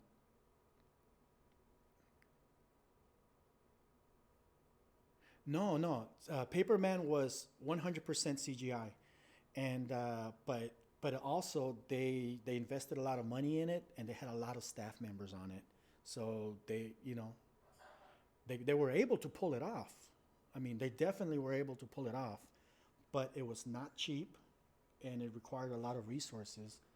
What I'm talking about, what I want to do is I want to do stuff that rivals, Tarzan, The Road to El Dorado, The Iron Giant, Treasure Planet, stuff that was literally drawn by hand, 2D, but was mixed with 3D stuff. So the environments were 3D, and the artwork was 2D, and it looked great. The Lion King was like that in a lot of parts too. It had that the whole that sequence with the elk or deer or whatever those things were that they killed Mufasa. That was a 3D scene. Even from a distance, the characters were in 3D. Paperman is a short film that Disney did a few years back, and they were basically experimenting with being able to produce a 2D animated cartoon or something that looked 2D using CGI, using 3D. Um, so what I'm trying to do is, and I mean I've done it with iClone and CTA already. Uh, but I wanted to be more sustainable. I wanted to be, I mean, this project itself is scripted. It's a big script. It's more than 120 pages long. So it's going to have a lot of characters, a lot of things like that. And in the long run, I think I'll have a harder time. Even though the technical process is easier, I think I'll have a harder time because there's just not enough assets, and it's just me doing this project. I don't have the ability to create the 3D stuff myself that I would just drop into iClone. But yeah, like the films, if you look at Treasure Planet, Beauty and the Beast, uh, pretty much anything that Warner Brothers, Disney, DreamWorks was producing in the late 90s, that's stuff that I can do now that that can be done by a single person. So if you do this, I mean, you're going to spend the majority of your time building these characters. You cannot get away from that.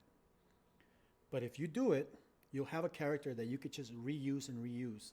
So spend a week building one character, or let's be generous here. Let's say spend 2 months building 4 characters, and then after that, you can literally produce 30-minute animated cartoons on a weekly basis. It's unheard of, and it can be done by a single person. So realistically, you can do that by a single person. But something like Paperman, a single person cannot pull that off. And if they do, it'll take them about a year or something, I think. Can you use Clip Studio Paint to draw angle different and then use it in Adobe Animate? Yeah, you can bring pretty much any type of artwork into Adobe Animate. If Clip Studio allows you to export as vector, then you can export your vector artwork into Animate.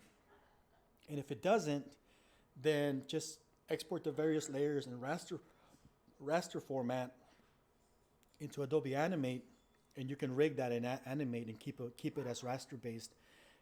In that series, Batman Missions, what we did is we took pictures of the toys, the Batman toys, and they pieced them together in Photoshop. But for the final character, we imported it into Animate, and we used, like the puppet producer to just quickly rig them up as G2 characters.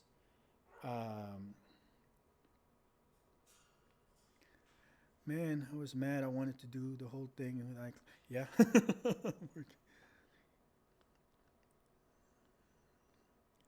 Do all the sex scenes in Daz.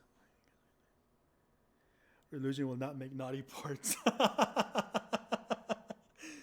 Man, we all had to do what we gotta do, man. 20 years back, when I was first starting out, I doing actual professional work, I did a lot of flash porn, flash animation porn. They used to have a. I've done a lot of stuff, man. There was I obviously did it under a different name because I knew that stuff was gonna haunt me, but but yeah, no, I've done internet flash porn before, about 20 years ago when I first started out. You gotta do whatever they're paying for. But, the naughty parts.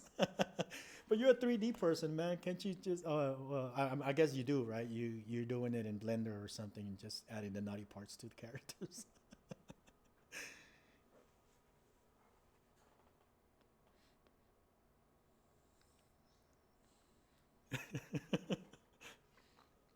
Yep. Got to start somewhere. Yeah, man, they had a bunch of like when Flash was popular. I mean, there was a lot of garbage out there. That's one of the reasons why Flash just got a bad name because everybody and their mama was able to produce their own content, and porn started getting big, internet porn, and what was God? I forgot most of the stuff that I ever did. There was a series called the Fuck Force 5, I think it was called. Like a team of female superheroes, and they would get into all these situations and stuff, and it was popular. People watched the hell out of that.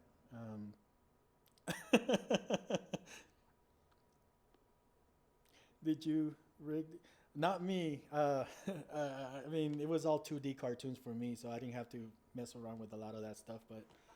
But I remember having my wife at the time. You know, hey, I need you to do a voice for me real quick. Yeah, what do you want me to do? Just say this line. Oh yes, put it there, put it there. Like, what are you working on? Shut up and do it.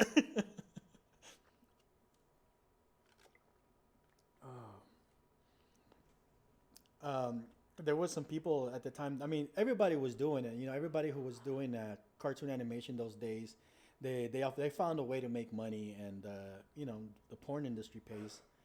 And uh, the one of the bigger guys that was producing animation in those days was his name was Bob Seska. I haven't heard a lot from him lately, but he ran a website called Camp Chaos. He's the guy who produced the Napster Bad cartoons. Napster Bad, you know, with Metallica and stuff. That was pretty big for a while. Joe Cartoon was around that time too, and but he started doing that too, you know, with the Flash porn cartoons that, you know, that's what made money. Uh, but he used his own style, so even if he was using a different name like I was, you could tell it was him doing it because they looked exactly like his characters from his Napster cartoons and stuff. So it's like, oh, come on, Bob, you're doing porn, really? Oh my god. The insurance girl's Flash animations killed her. Oh my god. But no, Flash got a bad rep, man. Because I mean, even back then, nobody was using Flash for cartoon animation, and that's kind of how it goes. Like, you know, like now, right now, nobody is really using um, the Unreal Game Engine for filmmaking. I mean, they're starting to do it. I mean, I've seen some demos of them using it, like with live action productions and stuff. But it's heavy stuff. I mean, nobody like independent at the independent level is really doing anything serious with it.